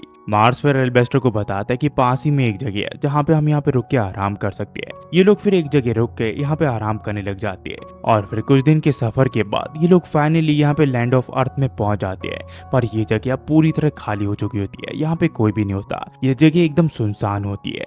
इस जगह को देख के साधो कहता है कि लगता है यहाँ पे ना ही डाफ रहते ना ही कोई इंसान। तब यहाँ पे सफीर कहती कि तुम जाके यहाँ पे रिंग ऑफ अर्थ को ढूंढ लो, मैं काफी ज्यादा थक चुकी हूँ, मैं यहाँ पे आराम करूंगी, जब तक तुम्हें यहाँ पे रिंग मिल जाए तो मुझे बता देना, मैं यहाँ पे घूमना नहीं चाहती। तभी यहाँ पे ग्रेनेट से कहती कि तुम चाहो तो मैं तुम्हारी मदद कर सकती हूँ। सफीर कहती कि नहीं, इसकी कोई जरूरत नहीं है। ये लोग फिर इस जगह के कैसल के यहाँ पे आ जाते हैं जहाँ पे कोई भी नहीं होता। तभी साधो चिल्लाते हुए कहता है कि यहाँ पे किसी की कॉर्प्स पड़ी हुई है, पर एल्बेस्टर से समझाता है कि वो एक पपेट है जिसे यहाँ पे डाफ्स ने बनाया है। दरअसल डाफ्स अपने जमाने की काफी एडवांस सिविलाइजेशन थी, जो कि यहाँ पे अर्थ के अंदर से काफी सारे ऐसे मटेरियल निकाले थे जिसका यूज करके वो यहाँ पे काफी सारी अलग अलग चीजें बनाया करते थे, जिसकी वजह से उन लोगों ने काफी तगड़े वेपन भी बनाए जो कि रिंग किंग के काम भी आए। उन्होंने यहाँ पे फायर किंगडम को भी बनाया जिसे हम मूविंग टाउन के नाम से जानते हैं। ग्रेनेट कहती कि हाँ, मैंने अपने एंसेस्टर से सुना था कि इस चीज को यहाँ पे हमारे एंसेस्टर्स को अर्थ पीपल ने दिया है। फिर सातो कहता है कि किसी को भी नहीं पता कि आखिरकार डाब्स के साथ क्या हुआ, ना ही उनको खुद पता है। तभी यहाँ पे एल्बेस्टर कहता है कि यहाँ पे आना बेकार हो गया, यहाँ पे कुछ भी क्लू नहीं है डाब्स के बारे में।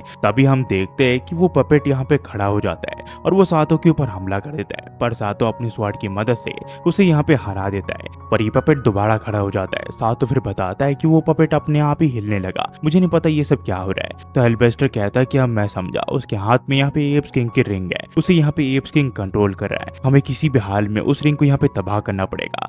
एल्बेस्टर फिर कहता है कि अगर हम सब मिलके एक साथ इसके ऊपर हमला करें तो हम इसे हरा सकते हैं। और वो पपेट यहाँ पे सातो को अपने जाल में फंसा लेता है और इनके बीच में एक दीवार खड़ी कर देता है। ये फिर सातो के ऊपर हमला कर देता है। सातो यहाँ पे इसके हमले झेल नहीं पा रहा होता क्योंकि ये पहले वाले से काफी ताकतवर होता है। ये यहाँ पे कहता है कि दूसरी दुनिया वाले, इस दुनिया के मैटर में इंटरफेयर मत करो, इस दुनिया से तुम्हें कोई लेना देना नहीं होना चाहिए, चुपचाप यहाँ से चले जाओ। सातो कहता है कि तुमने बिल्कुल सही कहा, इस दुनिया में मेरा कोई भी रोल नहीं बनता है, पर मैं अपनी लाइफ को दांव पे दे के इस दुनिया को बचाना चाहता हूँ, क्योंकि ये दुनिया बेशक मेरी नहीं है पर ये दुनिया हीमे की है और मैं हीमे के लिए इस दुनिया को बचा के रहूंगा चाहे जो हो जाए। तभी हम देखते यहाँ पे एल्बेस्टर उस दीवार को गिरा देता है। फिर हीमे यहाँ पे सातो को किस कर लेती है ताकि उसे यहाँ पे ताकत मिल सके, और ताकत मिलते ही यहाँ पे सातो इसके ऊपर हमला कर देता है। वो यहाँ पे जाते हुए हीमे का शुक्रिया भी करता है, पर वो पपेट से कहता है कि तुम्हें इस दुनिया वाले सिर्फ यूज करते हैं, उसके बाद वो तुम्हें डस्टबिन में फेंक देंगे। सातो इसकी बात नहीं सुनता और इसके ऊपर हमला कर देता है और इसके टुकड़े हो जाते हैं, जिससे यहाँ पे एप्स किंग का कंट्रोल भी इसके ऊपर से हट जाता है। नेफ्रिट्स फिर एल्बेस्टर से पूछती कि आपको क्या लगता है, डॉब्स हमसे हेट करते हैं क्या?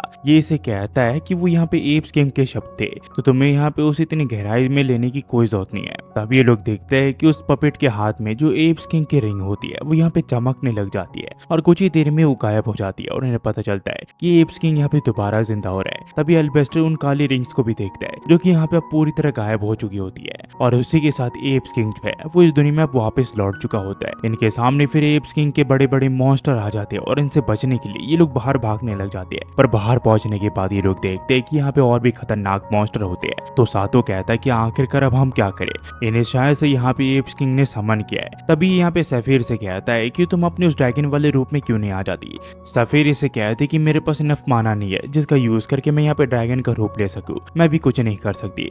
फिर हम देखते हैं यहाँ पे ग्रेनेड एक मॉन्स्टर के ऊपर हमला कर देती है क्योंकि वो इनके काफी पास आ चुका था। ये सब फिर मिलके यहाँ पे इन मॉन्स्टर से लड़ने लग जाते हैं, पर इन्हें पता होता है कि ये सब मिलके भी इन मॉन्स्टर को नहीं हरा सकते। तभी एल्बेस्टर यहाँ पे अपनी मैजिक का यूज करके इन मॉन्स्टर को डिस्ट्रैक्ट कर देता है और इन्हें यहाँ पे भागने का मौका मिल जाता है और ये लोग यहाँ पे भागते हुए एक चट्टान की चोटी पे आ जाते हैं, जहां से एल्बेस्टर देखता है कि यहाँ पे काफी सारे मॉन्स्टर होते हैं जो कि इन्हीं की तरफ बढ़ रहे होते हैं, और इन्हें देख के एल्बेस्टर पूरी तरह टूट जाता है। वो इसे कहता है कि बिना 5वें रिंग के तुम यहाँ पे रिंग किंग की असली ताकत को हार्नेस नहीं कर सकते। इसका मतलब ये दुनिया और मैं पूरी तरह तबाह हो चुकी है, हम लोग यहाँ पे फेल हो चुके हैं, हम कुछ नहीं कर सकते सिवाय भागने के। साधो कहता है कि आखिरकार हम कहाँ भागे, हम कहीं भी नहीं भाग सकते, इस दुनिया में ऐसी कोई भी जगह नहीं जो अब सेफ है। तभी यहाँ पे इसे एक आइडिया आता है और ये इन सभी के चारों ओर एक टेलीपोर्टेशन सर्कल बना देता है और इन्हें कहता है कि हम इन रिंग्स को एप्स किंग के हाथों में नहीं लगने दे सकते, तुम्हें किसी भी हाल में इन रिंग्स को बचाना है। और एल्बेस्टर को बचाने के लिए मार्स भी बाहर आ जाता है। एल्बेस्टर फिर से कहता है कि जब ये गेट बंद हो जाएगा तो एप्स किंग भी तुम्हारे तक नहीं पहुंच पाएगा, और वहां पहुंचने के बाद सभी प्रिंसेस को उनकी ड्यूटी से आजाद कर देना, तुम ही हमारी आखिरी होप हो। और इसी के साथ सातों समेत बाकी प्रिंसेस दूसरी दुनिया में टेलीपोर्ट हो जाती है और ये दोनों मिलकर सभी मॉन्स्टर से मुकाबला करने का फैसला करते हैं। वही हमें दूसरी दुनिया में दिखाया जाता है जहाँ पे सातो अपनी दुनिया में पहुंच चुका होता है। सातो फिर देखता है यहाँ पे बड़ी बड़ी बिल्डिंग्स है, इसका मतलब ये सचमुच अपनी दुनिया में पहुंच चुका है। हम फिर हिमे के रूम के यहाँ दिखाया जाता है जहाँ पे हिमे सभी को यहाँ पे ब्रा दे रही होती है ताकि वो कंफर्टेबली यहाँ पे रह सके, पर इन्हें ये कपड़े फिट नहीं आ रहे होते है। तो सातो इन्हें कहता है कि कल हम यहाँ पे शॉपिंग पे चलेंगे, उसके बाद हम इन सभी के लिए कपड़े ले लेंगे। ये लोग फिर अगले दिन इन सभी के लिए यहाँ पे कपड़े ले लेते हैं और सभी को कपड़े पसंद भी आ जाते हैं। फिर यहाँ पे सफेरे से पूछते हैं कि आखिरकार हम वहाँ आगे क्या करने वाले हैं। सातो इनसे कहता है कि हमें यहाँ पे ग्रेट सेज ने भेजा है और मेरे हिसाब से इसके पीछे कोई ना कोई तो रीजन जरूर होगा। अभी हमारे पास कोई भी क्लू नहीं है कि हम घर वापस कैसे जाएंगे, हमें कोई ऐसी जगह ढूंढनी पड़ेगी जहाँ से यहाँ पे दूसरी दुनिया के टेलीपोर्टेशन गेट ओपन हो पाए और हम वहाँ पे जा पाए। वही भी ग्रेनेटी से कहती है कि आखिरकार तुम इतनी जल्दी इतना कुछ खा कैसे सकती हो, वो भी इतनी टेंशन में। ये से कहती है ये काफी डिलीशियस है पर मैं अपने घर वापस जाना चाहती हूँ चाहे जो भी हो जाए। सातो इनसे कहता है कि कुछ दिनों के बाद हम आसपास की जगहों के देखना शुरू करेंगे जहाँ से हमें टेलीपोर्टेशन गेट मिल सके। फिर हम देखते ये सभी लड़कियां हॉट टब में एक जगह बैठी होती है। तो ग्रेनेट कहती है कि सचमुच ये जगह काफी बढ़िया है और इस जगह पे हम अपने बच्चे भी कर सकते हैं जो कि कितने बढ़िया होंगे। नेफ्रिट से कहती है कि मैं इस दुनिया को अच्छे से घूमने की कोशिश करूंगी जितने भी टाइम मेरे पास इस दुनिया में है। ग्रेनेट फिर हिमे से पूछती कि तुम दोनों के रिलेशनशिप को क्या हुआ, तुम दोनों क्या यहाँ पे इस चीज को आगे बढ़ाओगे क्या इस दुनिया में। फिर हम देखते ये सभी लड़के एक रूम में चले जाती है और हिमे और सातो एक रूम में चले जाते हैं। सातो हिमे से पूछता है कि वो तीनों यहाँ पे उस रूम में अकेले रह पाएंगे क्या। ये से कहती है कि हाँ वो तीनों रह लेंगे, चिंता मत करो। इसके बाद ये से पूछता है कि आज कपड़े खरीदने के तुम्हारे पास पैसे कैसे आए। ये से बताती कि जब मैंने यहाँ पे क्लोजेट में चेक किया तो मुझे यहाँ पे ग्रैंडपा का एक लेटर मिला जहाँ पे उन लोगों ने यहाँ पे इतने पैसे सेव कर रखे थे कि मैं यहाँ पे जिंदगी भर यहाँ पे बिना काम के रह सकती हूँ। यहाँ पे ये फिर रोने लग जाती है और कहते कि ग्रैंडपा को पता था अगर कुछ बुरा हो जाए तो वो लोग यहाँ पे इसे इस दुनिया में भेज देंगे। फिर हमें इनके स्कूल के यहाँ दिखाया जाता है जहाँ पे हिमे और सातो के स्कूल आने पे ये लोगों से पूछते कि आखिरकार इतने दिन ये लोग कहाँ पे थे। ये दोनों ने बताते कि दरअसल ये दोनों यहाँ पे समर ब्रेक के यहाँ पे गए थे। हमें फिर बताया जाता है कि नेफ्रिट जो है वो यहाँ पे लाइब्रेरी के यहाँ पे जा रही है जहाँ पे वो इस दुनिया के बारे में पता लगा रही है और वहीं पे ग्रेनेड जो है उसने यहाँ पे कुछ बिल्लियों को अपना दोस्त बना लिया है। वही जो सफीरा है वो यहाँ पे अपने रूम से ही नहीं निकलती, वो सिर्फ यहाँ पे अपने रूम पे रहती है और चिप्स खाती है। हम फिर देखते हैं जब एक दिन सातो टेलीपोर्टेशन वाली जगह पे आता है तो हिमे उसे यहाँ आते हुए देख लेती है और उसका पीछा करती है और उसे कहती है कि तुम हर रात को यहाँ पे सिर्फ इस जगह को देखने के लिए आती हो। मुझे पता है कि तुम्हें सभी प्रिंसेस के बारे में काफी ज्यादा फिक्र है पर सभी प्रिंसेस एकदम बढ़िया है और जैसा कि तुम्हें याद होगा एल्बेस्टर ने यहाँ पे आने से पहले तुम्हें एक चीज कही थी कि सभी प्रिंसेस को उनके फेस से यहाँ पे आजाद कर देना इस दुनिया में आने के बाद, दूसरी दुनिया के बारे में भूल जाओ और सिर्फ मेरे साथ रहो। तभी हम देखते हैं यहाँ पे स्टाइन के अंदर से लाइट आने लग जाती है और ये लोग देखते हैं कि उसके अंदर से एक और प्रिंसेस अपीयर हो जाती है जो कि सातो से पूछती है क्या वो रिंग किंग है क्या। ये फिर वापस जाने लग जाती है तो सातो कहता है कि 2 मिनट रुको, तुमने अभी अभी क्या कहा, तुम रिंग किंग को ढूंढ रही हो। ये कहते हैं कि हाँ मेरा नाम एम्बर है और मैं अर्थ रिंग की यहाँ पे प्रिंसेस हूँ। ये इससे पूछता है कि आखिरकार यहाँ पे रिंग प्रिंसेस इस दुनिया में क्या कर रही है। एम्बर इसे बताती ये काफी लंबी कहानी है। जब एप्स किंग के साथ यहाँ पे रिंग किंग की कहानी खत्म हो गई थी तब यहाँ लैंड ऑफ अर्थ वाले लोगों ने मुझे बनाया क्योंकि उनकी जो प्रिंसेस थी वो यहाँ पे लगभग मरने के कगार पे आ चुकी थी। मैं उसकी यहाँ पे डिट्टो कॉपी हूँ जो कि यहाँ पे रिंग को होल्ड करती है। उन्होंने मुझे यहाँ पे इस दुनिया में टेलीपोर्ट कर दिया इस रिंग के समेत ताकि ये रिंग यहाँ पे एप्स किंग के हाथों में ना लगे और मुझे ये ड्यूटी दी गई कि मुझे किसी भी हाल में इस रिंग को यहाँ पे रिंग किंग को देना है और जब मैं तुम्हें ये रिंग दूंगी उसके बाद हम यहाँ पे जाके एप्स किंग को हरा देंगे और उस दुनिया को बचा लेंगे। पर यहाँ पे ये चिल्लाते हुए से कहते कि हम वहां से भाग आए, अब हम उस दुनिया में वापस नहीं जा सकते। सातो डेफिनेटली उस दुनिया में अब वापस नहीं जाने वाला। तो एम्बर कहती कि ठीक है अगर तुम्हारा मन बदल जाए तो यहाँ पे मुझसे यहाँ पे बात करने के लिए आ जाना, मैं तुम्हें रिंग दे दूंगी। ये लोग फिर घर वापस आ जाते हैं जहाँ पे खाते वक्त ग्रेनेड से पूछती है क्या कल तुम यहाँ पे घर वापस जल्दी आओगे। ये से कहता है कि नहीं मेरा काफी सारा समर वक्त पेंडिंग पड़ा है तो मुझे उस काम पे ध्यान देना पड़ेगा। ये से कहती है कि तुम हमारे हस्बैंड हो, हमें तुम्हारे साथ यहाँ पे टाइम बिताना है, आखिरकार तुम ये सब कर क्या रहे हो। नेफ्रिट को देखो यहाँ पे अब वो लाइब्रेरी भी नहीं जा पा रही है क्योंकि यहाँ पे लोगों ने उसे पहचानना शुरू कर दिया है। सफेर इससे पूछती है कि तुम यहाँ पे हिमे के साथ इतनी रात को क्या करने के लिए गए थे, क्या तुम मुझे बता सकती हो। यहाँ पे सातो इस बारे में उसे बताने लग जाता है कि यहाँ पे उसे 5th प्रिंसेस मिल गई है। पर यहाँ पे इसकी बात काटती हुई हिमे कहती कि दरअसल हम कन्वीनियंस स्टोर गए थे। फिर हम देखते हैं कि जब सब लोग यहाँ पे सो जाते हैं तो सातो यहाँ पे हिमे से बात करने के लिए जाता है और उसे कहता है कि आखिरकार तुमने ये बात मुझे उन्हें क्यों बताने दी गई कि हमें एम्बर मिल चुकी है। ये से कहते कि मैं नहीं चाहती कि तुम उस दुनिया में जाओ और अपनी जान को जोखिम में डालो। तुम्हें सचमुच लगता है कि तुम यहाँ पे एप्स किंग को हरा सकते हो क्या। हमें इस दुनिया में यहाँ पे अपनी खुशी ढूंढनी पड़ेगी। पर हम देखते हैं यहाँ पे इनकी सारी बातें ग्रेनेड सुन लेती है। फिर हमें अगले दिन दिखाया जाता है जहाँ पे ये लोग स्कूल जा रहे होते हैं तो एम्बर इनके सामने आ जाती है। ये इससे पूछता है कि आखिरकार वो क्या कर रही है। एम्बर इसे कहती है कि मेरी ड्यूटी है कि मैं रिंग किंग के ऊपर नजर बनाए रखूं, क्या तुमने डिसाइड कर लिया। सातो कहता है कि नहीं मुझे यहाँ पे थोड़ा सोचने के लिए समय चाहिए। फिर हम देखते हैं सातो यहाँ पे शाम को ग्रोसरी खरीदने के लिए आ जाता है जो कि काफी सस्ती होती है। तभी एम्बर इसके सामने आ जाती है जो कि यहाँ पे सभी के बारे में इसे बताने लग जाती है। इसे इन चीजों के बारे में काफी नॉलेज होती है पर वो थोड़ी देर में यहाँ पे गायब हो जाती है। सातो फिर एम्बर से बात करने के लिए जाता है जहाँ पे एम्बर इसे बताती कि जब मैं तुम्हें अपनी आखिरी रिंग दे दूंगी तो दूसरी दुनिया का गेट ओपन हो जाएगा और हम दूसरी दुनिया पे जा पाएंगे। पर सातो कहता है कि मुझे सोचने के लिए थोड़ा समय चाहिए। फिर हम देखते हैं एक शाम को सातो इसे अपने स्कूल के छत पे बुला लेता है और इसे कहता है कि मुझे तुमसे कुछ बात करनी है। ये इसे कहती है क्या तुम यहाँ पे दूसरी दुनिया में जाने का फैसला कर लिया है क्या। सातो इसे कहता है कि मेरे हिसाब से हिमे राइट है, अगर मुझे यहाँ पे 5th रिंग मिल भी गई तो मुझे नहीं लगता कि मैं यहाँ पे एप्स किंग को हरा पाऊंगा। पर एम्बर इसे कहती कि ऐसा कुछ भी नहीं है, मुझे आप पे पूरा यकीन है कि आप यहाँ पे एप्स किंग को सील कर सकती हो। जैसा कि लेजेंड्स क्लेम करती है आप वैसे ही हो, आप यहाँ पे एप्स किंग को हरा सकते हो। मुझे यहाँ पे रिंग किंग की वजह से ही बनाया गया है और रिंग किंग को यहाँ पे एप्स किंग को हराने के लिए। तो इसे कहता है कि ठीक है मैं तुम्हारी बात मान लेता हूँ, मुझे अपनी रिंग दे दो। फिर हम देखते हैं कि एम्बर यहाँ पे सातो को किस कर लेती है और सातो के पास यहाँ पे 5वीं रिंग रिंग आ जाती है। फिर जब ये घर वापस आता है तो हिमे से गले लगा लेती है और इसे यहाँ पे रोने लग जाती है और कहती है कि मुझे यहाँ पे ग्रैंडपा की याद आ गई थी। तभी ये सातो के हाथ में 5वीं रिंग देख लेती है, जिसे देख के ये शौक में चली जाती है और इसे कहती है कि आखिरकार तुमने यहाँ पे 5वीं रिंग क्यों ली। ये काफी गुस्सा हो जाती है। सातो इसे कहता है ये मेरी ड्यूटी है, मुझे किसी भी हाल में ये निभानी पड़ेगी। हिमे इसे कहती कि नहीं, मैं तुम्हें दूसरी दुनिया में नहीं जाने दे सकती, वहाँ पे तुम्हारी जान को खतरा है। पर सातो इसे बताता है कि हम सब यहाँ पे रिंग की वजह से है, हमें 5वीं रिंग उस टाइम नहीं मिली थी जिस वजह से हमारी ऐसी हालत है।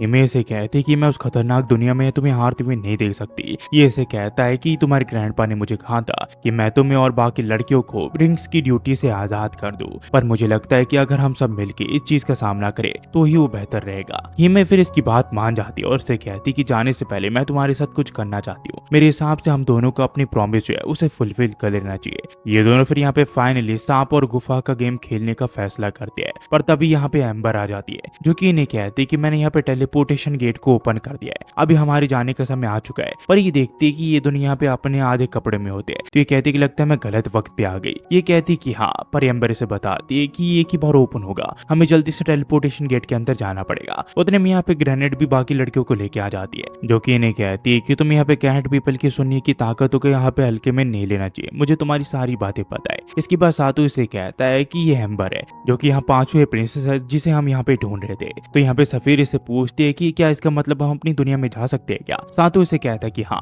हम अपनी दुनिया में जा सकते हैं। इसके बाद ये सभी लोग तैयार हो जाते हैं और दूसरी दुनिया के टेलीपोर्टेशन गेट में कूद जाते हैं। ये सब फिर अपनी दुनिया में वापस आ जाते हैं, जहाँ पे लोग देखते हैं कि आसपास कोई भी नहीं होता। और यहाँ पे एम्बर भी कंफर्म कर देती है कि आसपास कोई भी इंसान नहीं है, ना ही कोई मॉन्स्टर है। इसके बाद ये लोग आगे बढ़ जाते हैं, जहाँ पे एम्बर यहाँ अपने टॉर्च की मदद से इन्हें आसपास का एरिया दिखा रही होती है। तभी यहाँ पे इन्हें कुछ सोल्जर्स की पड़ी हुई लाश मिलती है, जिससे इन्हें पता चल जाता है कि ये लोग जरूर से यहाँ पे मॉन्स्टर से लड़े होंगे। यहाँ पे फिर नेफरिट कहती है कि कहीं ये दुनिया ऑलरेडी तबाह तो नहीं होगी है। ये लोग कहते हैं ऐसी कोई बात नहीं है। इसके बाद ये लोग आगे जाके एक कोने में देखते हैं, तो इन्हें दिखता है कि एप्स किंग की जो आर्मी है वो यहाँ पे इंसानों की आर्मी से लड़ रही है, और इंसानों की आर्मी यहाँ पे उन्हें रोकने की पूरी कोशिश कर रही है। पर एप्स किंग की आर्मी काफी ज्यादा तादाद में, इसी वजह से ह्यूमंस उसके सामने नहीं टिक पा रहे हैं। ये देख के कैनेट कहते हैं कि लगता है इंसानों ने अब तक हार नहीं मानी है, वो अभी भी एप्स किंग से लड़ रहे हैं। उतने में हम देखते हैं यहाँ सातो की जो रिंग है वो यहाँ पे चमकने लग जाती है, और इन्हें दिखता है कि यहाँ पे एप्स किंग बैटल ग्राउंड में आ चुका है, जो कि अभी इंसानों से खुद ही लड़ रहा है। फिर हम देखते हैं सभी इंसान मिलके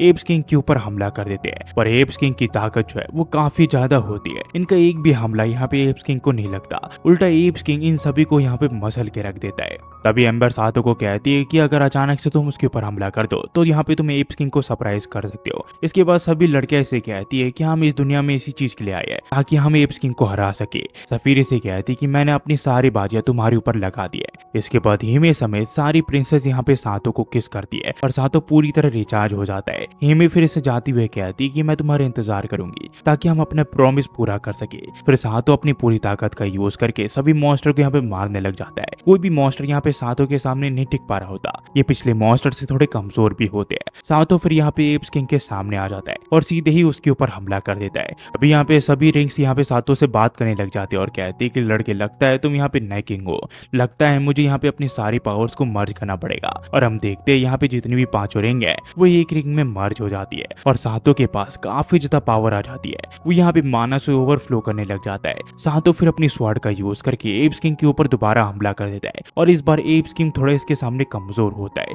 सातो फिर एप्स किंग को हराने के लिए अपना सबसे बड़ा हमला उसके ऊपर करता है। फिर हम देखते हैं जो एप्स किंग है वो यहाँ पे टुकड़ों में बढ़ चुका होता है, वो लगभग मारा जा चुका होता है। पर सातो देखता है वो यहाँ पे अपना रीजनरेट कर रहा होता है। सातो को यकीन नहीं हो रहा होता कि आखिरकार ये सब क्या हो रहा है। उसकी रिंग भी यहाँ पे जवाब दे जाती है, वो कहती है कि मुझे नहीं पता कि आखिरकार ये सब क्या हो रहा है, रिंग किंग को हार जाना चाहिए था। रिंग किंग फिर से कहता है कि तुम्हें क्या लगा तुम इतनी आसानी से दुनिया को सेव कर लोगे, तुम एक पपेट के अलावा कुछ नहीं हो, मैं जल्दी ही तुम्हें खत्म कर दूंगा। सातो फिर यहाँ पे बेहोश हो जाता है। ये देखे ग्रैंड कहती है कि हम किसी भी हाल में सातो को लूज नहीं कर सकते, हमें किसी भी हाल में उसे बचाना पड़ेगा। वही वो एप्स किंग जो है वो यहाँ पे सातो की जो पावर है उसे ऑब्जर्व करने लग जाता है। तभी यहाँ पे ग्रेनेड आ जाती है जो कि एप्स किंग के ऊपर हमला कर देती है, जिससे यहाँ पे वो सातो को छोड़ देता है और उसे लड़ने लग जाता है। एप्स किंग फिर इन सभी लड़कियों को देखते हुए कहता है कि तो सभी रिंग की होल्डर यहाँ पे आ चुके हैं, लगता है तुम सबको मारने का शौक है। सातो इससे कहता है कि आखिरकार तुम सब यहाँ पे क्यों आए। ग्रेनेड इसे कहती है कि तुम्हें क्या लगा तुम्हें यहाँ पे हम अकेले छोड़ के चले जाएंगे। तभी लोग देखते हैं कि एप्स किंग यहाँ पे काफी सारे मॉन्स्टर को सामान कर लेता है जो कि चारों ओर से घेर लेते हैं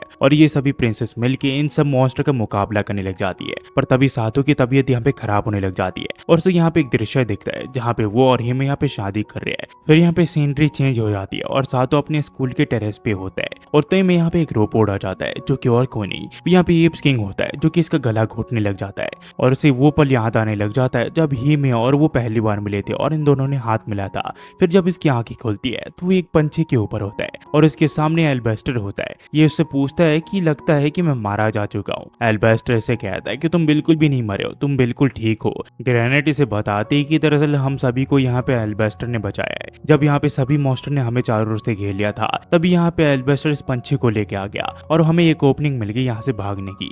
एल्बेस्टर फिर से बताता है कि लगता है हमें रिंकिंग की पावर की जरूरत पड़ेगी ताकि हम इस दुनिया को बचा सके। ये इससे पूछता है कि अगर हाँ आप सेफ हो तो इसका मतलब मार्स भी सेफ है ना। ये इसे कहता है कि हाँ प्रिंस मार्स यहाँ पे बिल्कुल सेफ है, उसे कुछ भी नहीं हुआ और हम दोनों को यहाँ पे इस लेडी ने बचाया। और हम देखते ही और कुछ नहीं, ये नेफ्रिट्स की आंट होती है जिसने यहाँ पे इन दोनों की जान बचाई होती है। एल्बेस्टर से बताता है कि सभी मॉन्स्टर ने हमें तुम्हारी तरह चारों ओर से घेर लिया था पर तभी इस लेडी ने हमारी जान बचा ली थी। ये लेडी फिर से कहती कि दरअसल मैं एल्बेस्टर को काफी समय से फॉलो करते आ रही थी और फाइनली मुझे यहाँ पे उनकी जान बचाने का मौका मिल गया और उनका मैंने कर्ज उतार दिया। एल्बेस्टर फिर इन्हें कहता कि मेरे हिसाब से एप्स किंग को भी यहाँ पे काफी ज्यादा चोट लगी होगी, इसी वजह से वो थोड़ी देर के लिए यहाँ पे पीछे हट जाएगा। तुमने काफी अच्छा काम किया सातो। ग्रेनेट इससे पूछती है कि ग्रेट सेज आखिरकार यहाँ की सिचुएशन कैसी है। एल्बेस्टर से बताता है कि अभी हम भागने के अलावा कुछ नहीं कर सकते। तभी सफेर इसे पूछती है कि आखिरकार मासा क्या हुआ, मासा यहाँ पे सेफ है ना। एल्बेस्टर इसे बताता है कि मासा बिल्कुल सेफ है, हर नेशन अपने लिए यहाँ पे लड़ाई कर रहा है, इस दुनिया को सिर्फ यहाँ पे रिंग किंग ही बचा सकता है और यहाँ पे एप्स किंग के पास रिंग थी इस बारे में हमें बिल्कुल भी अंदाजा नहीं था,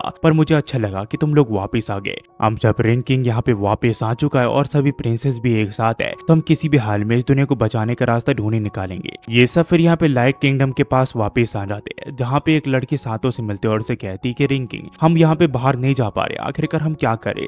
सातों इसे कहते कि घबराओ मत, मैं किसी भी हाल में इस दुनिया को बचा लूंगा ताकि तुम यहाँ पे बाहर खेल सको। कैसल आने के बाद ये सभी लोग कहते कि एल्बेस्टर हम सभी को आपसे कुछ बात करनी है। सफेर इससे पूछती कि हमें लगा था कि सभी रिंग्स को इकट्ठा करने के बाद हम एप्स किंग को हरा देंगे, आखिरकार ये सब चल क्या रहा है। पर एल्बेस्टर इसका कोई भी जवाब नहीं दे पा रहा होता। यहाँ पे सातो फिर इसे पूछता है क्या मेरी ताकत इनफ नहीं है, क्या मैं अपनी ताकत से यहाँ पे उसे नहीं हरा सकता। एल्बेस्टर से बताता है कि मुझे बिल्कुल भी आइडिया नहीं है कि आखिरकार हम एप्स किंग को क्यों नहीं हरा पाए, पर उसके हाथों में जो यहाँ पे ब्लैक रिंग्स थी उस बारे में यहाँ पे कहीं पे भी मेंशन नहीं किया गया है। एम्बर इन पांचों रिंग के बारे में यहाँ पे अपने रिकॉर्ड्स में भी चेक करती है पर उसके पास यहाँ पे कुछ भी नहीं होता। एल्बेस्टर फिर इन्हें बताता है कि ये तो पक्का है कि रिंग किंग ही यहाँ पे एप्स किंग को ही सील करेगा, पर हमें ये नहीं पता कि यहाँ पे एप्स किंग को सील करने के लिए रिंग किंग को कितनी ताकत की जरूरत पड़ेगी। तो इसका मतलब सातो को यहाँ पे बाकी प्रिंसेस के साथ और ज्यादा बॉन्ड जोड़ना पड़ेगा। तो ये लोग कहते हैं कि इसका मतलब हमें यहाँ पे बच्चे करने पड़ेंगे क्या। एल्बेस्टर कहते हैं कि हाँ ये 2-4 ऑप्शन में से एक है। तभी हम देखते यहाँ पे मार्स आ जाता है जिसे देख के यहाँ पे सातो काफी खुश हो जाता है। वो इसे पूछता है तुम ठीक तो हो ना। ये इसे कहता है कि मैं बिल्कुल ठीक हूँ, जैसे ही मुझे पता चला कि आप लोग यहाँ पे आ चुके हो मैं तुरंत यहाँ पे आ गया। एल्बेस्टर फिर इन्हें कहता है कि अब चलो मेन टॉपिक पे बात करते हैं। एल्बेस्टर इन्हें बताता है कि मैंने सुना है कि सभी प्रिंसेस जो है वो बैटल के दौरान यहाँ पे रिंग किंग के साथ थी, तो इसका मतलब बाकी प्रिंसेस को भी यहाँ पे ताकतवर बनना पड़ेगा ताकि वो यहाँ पे रिंग किंग को ताकत दे पाए, और वो करने के लिए तुम सभी लड़कियों को यहाँ पे वाइफ ट्रेनिंग से गुजरना पड़ेगा। ये सुन के सभी लोग एम्बैरेस हो जाते हैं। फिर हमें एक मेड को दिखाया जाता है जहाँ पे वो रिंग किंग को कहती है कि रिंग किंग ये आज से आपका रूम है और सभी प्रिंसेस आपका यहाँ पे इंतजार कर रही है। सातो जब अंदर जाता है तो वो देखता है कि सभी प्रिंसेस यहाँ पे काफी कम कपड़ों में उसका इंतजार कर रही होती है। अभी ग्रेनेड कहती है कि सातो तुमने अपने मन बना लिया है कि किसी भी हाल में तुम इस दुनिया की लड़ोगे और इस दुनिया को बचा लोगे और उसके लिए हम कुछ भी करेंगे। और ये सब देख के सातो काफी एम्बैरेस फील कर रहा होता है। तो ग्रेनेड कहती है कि तुम्हें क्या हुआ, ये तो हर एक आदमी का सपना होता है कि वो अपनी एक हैरम बनाए। हम फिर कुछ दिन बाद देखते हैं जहाँ पे सातो और हिमे मिलके यहाँ पे उसकी माँ बाप की ग्रेव पे आते हैं। वो इसे बताती है कि मेरे यहाँ पे फैमिली में मेरे फादर, मेरी मदर और मेरी एक छोटी बहन थी। मेरी छोटी बहन तो जिंदा है और इस दुनिया में है, वही मेरे माँ बाप जो है वो अब गुजर चुके हैं। हिमे फिर सातो को अपने माँ बाप से इंट्रोड्यूस करवाती है और उन्हें बताती है कि इस आदमी को उसने अपने हस्बैंड के तौर पे चुना है। तभी यहाँ पे बाकी लड़के आ जाती है जिन्हें देख के ये थोड़ी एम्बैरेस हो जाती है। तो एल्बेस्टर कहता है कि ये सब तो ठीक है पर तुम्हारी यहाँ पे मैजिक ट्रेनिंग का क्या हुआ। हिमे कहती है कि वो तो मैंने आपके ऊपर छोड़ रखा है, आप मुझे यहाँ पे मैजिक सिखाओगे ना। ये से कहता है कि नहीं, इस बार मैं तुम्हें यहाँ पे मैजिक नहीं सिखाऊंगा। और तभी यहाँ पे हिमे की जुड़वा बहन आ जाती है जिसका नाम मोरियन रेवी होता है, जो कि यहाँ पे इसे मैजिक सिखाने के लिए आई होती है। इसे देख के सभी लोग यहाँ पे हैरान हो जाते हैं और इस कहानी का पहला सीजन यहाँ से खत्म हो जाता है। इसका अगला सीजन आएगा कि नहीं ये अब तक कंफर्म नहीं है, पर जब भी इसका अगला सीजन आएगा मैं उसे एक्सप्लेन कर दूंगा। पर आपको ये बताना मत भूलना कि आपको ये कहानी की एक्सप्लेनेशन एक्सप्लेनेशन कैसे लगी। अगर आपको ये एक्सप्लेनेशन अच्छी लगी तो प्लीज यार कमेंट करना मत भूलना। आखिर में जाती हुई सिर्फ एक ही चीज कहूंगा guys, thanks watching, next video मिलते हैं।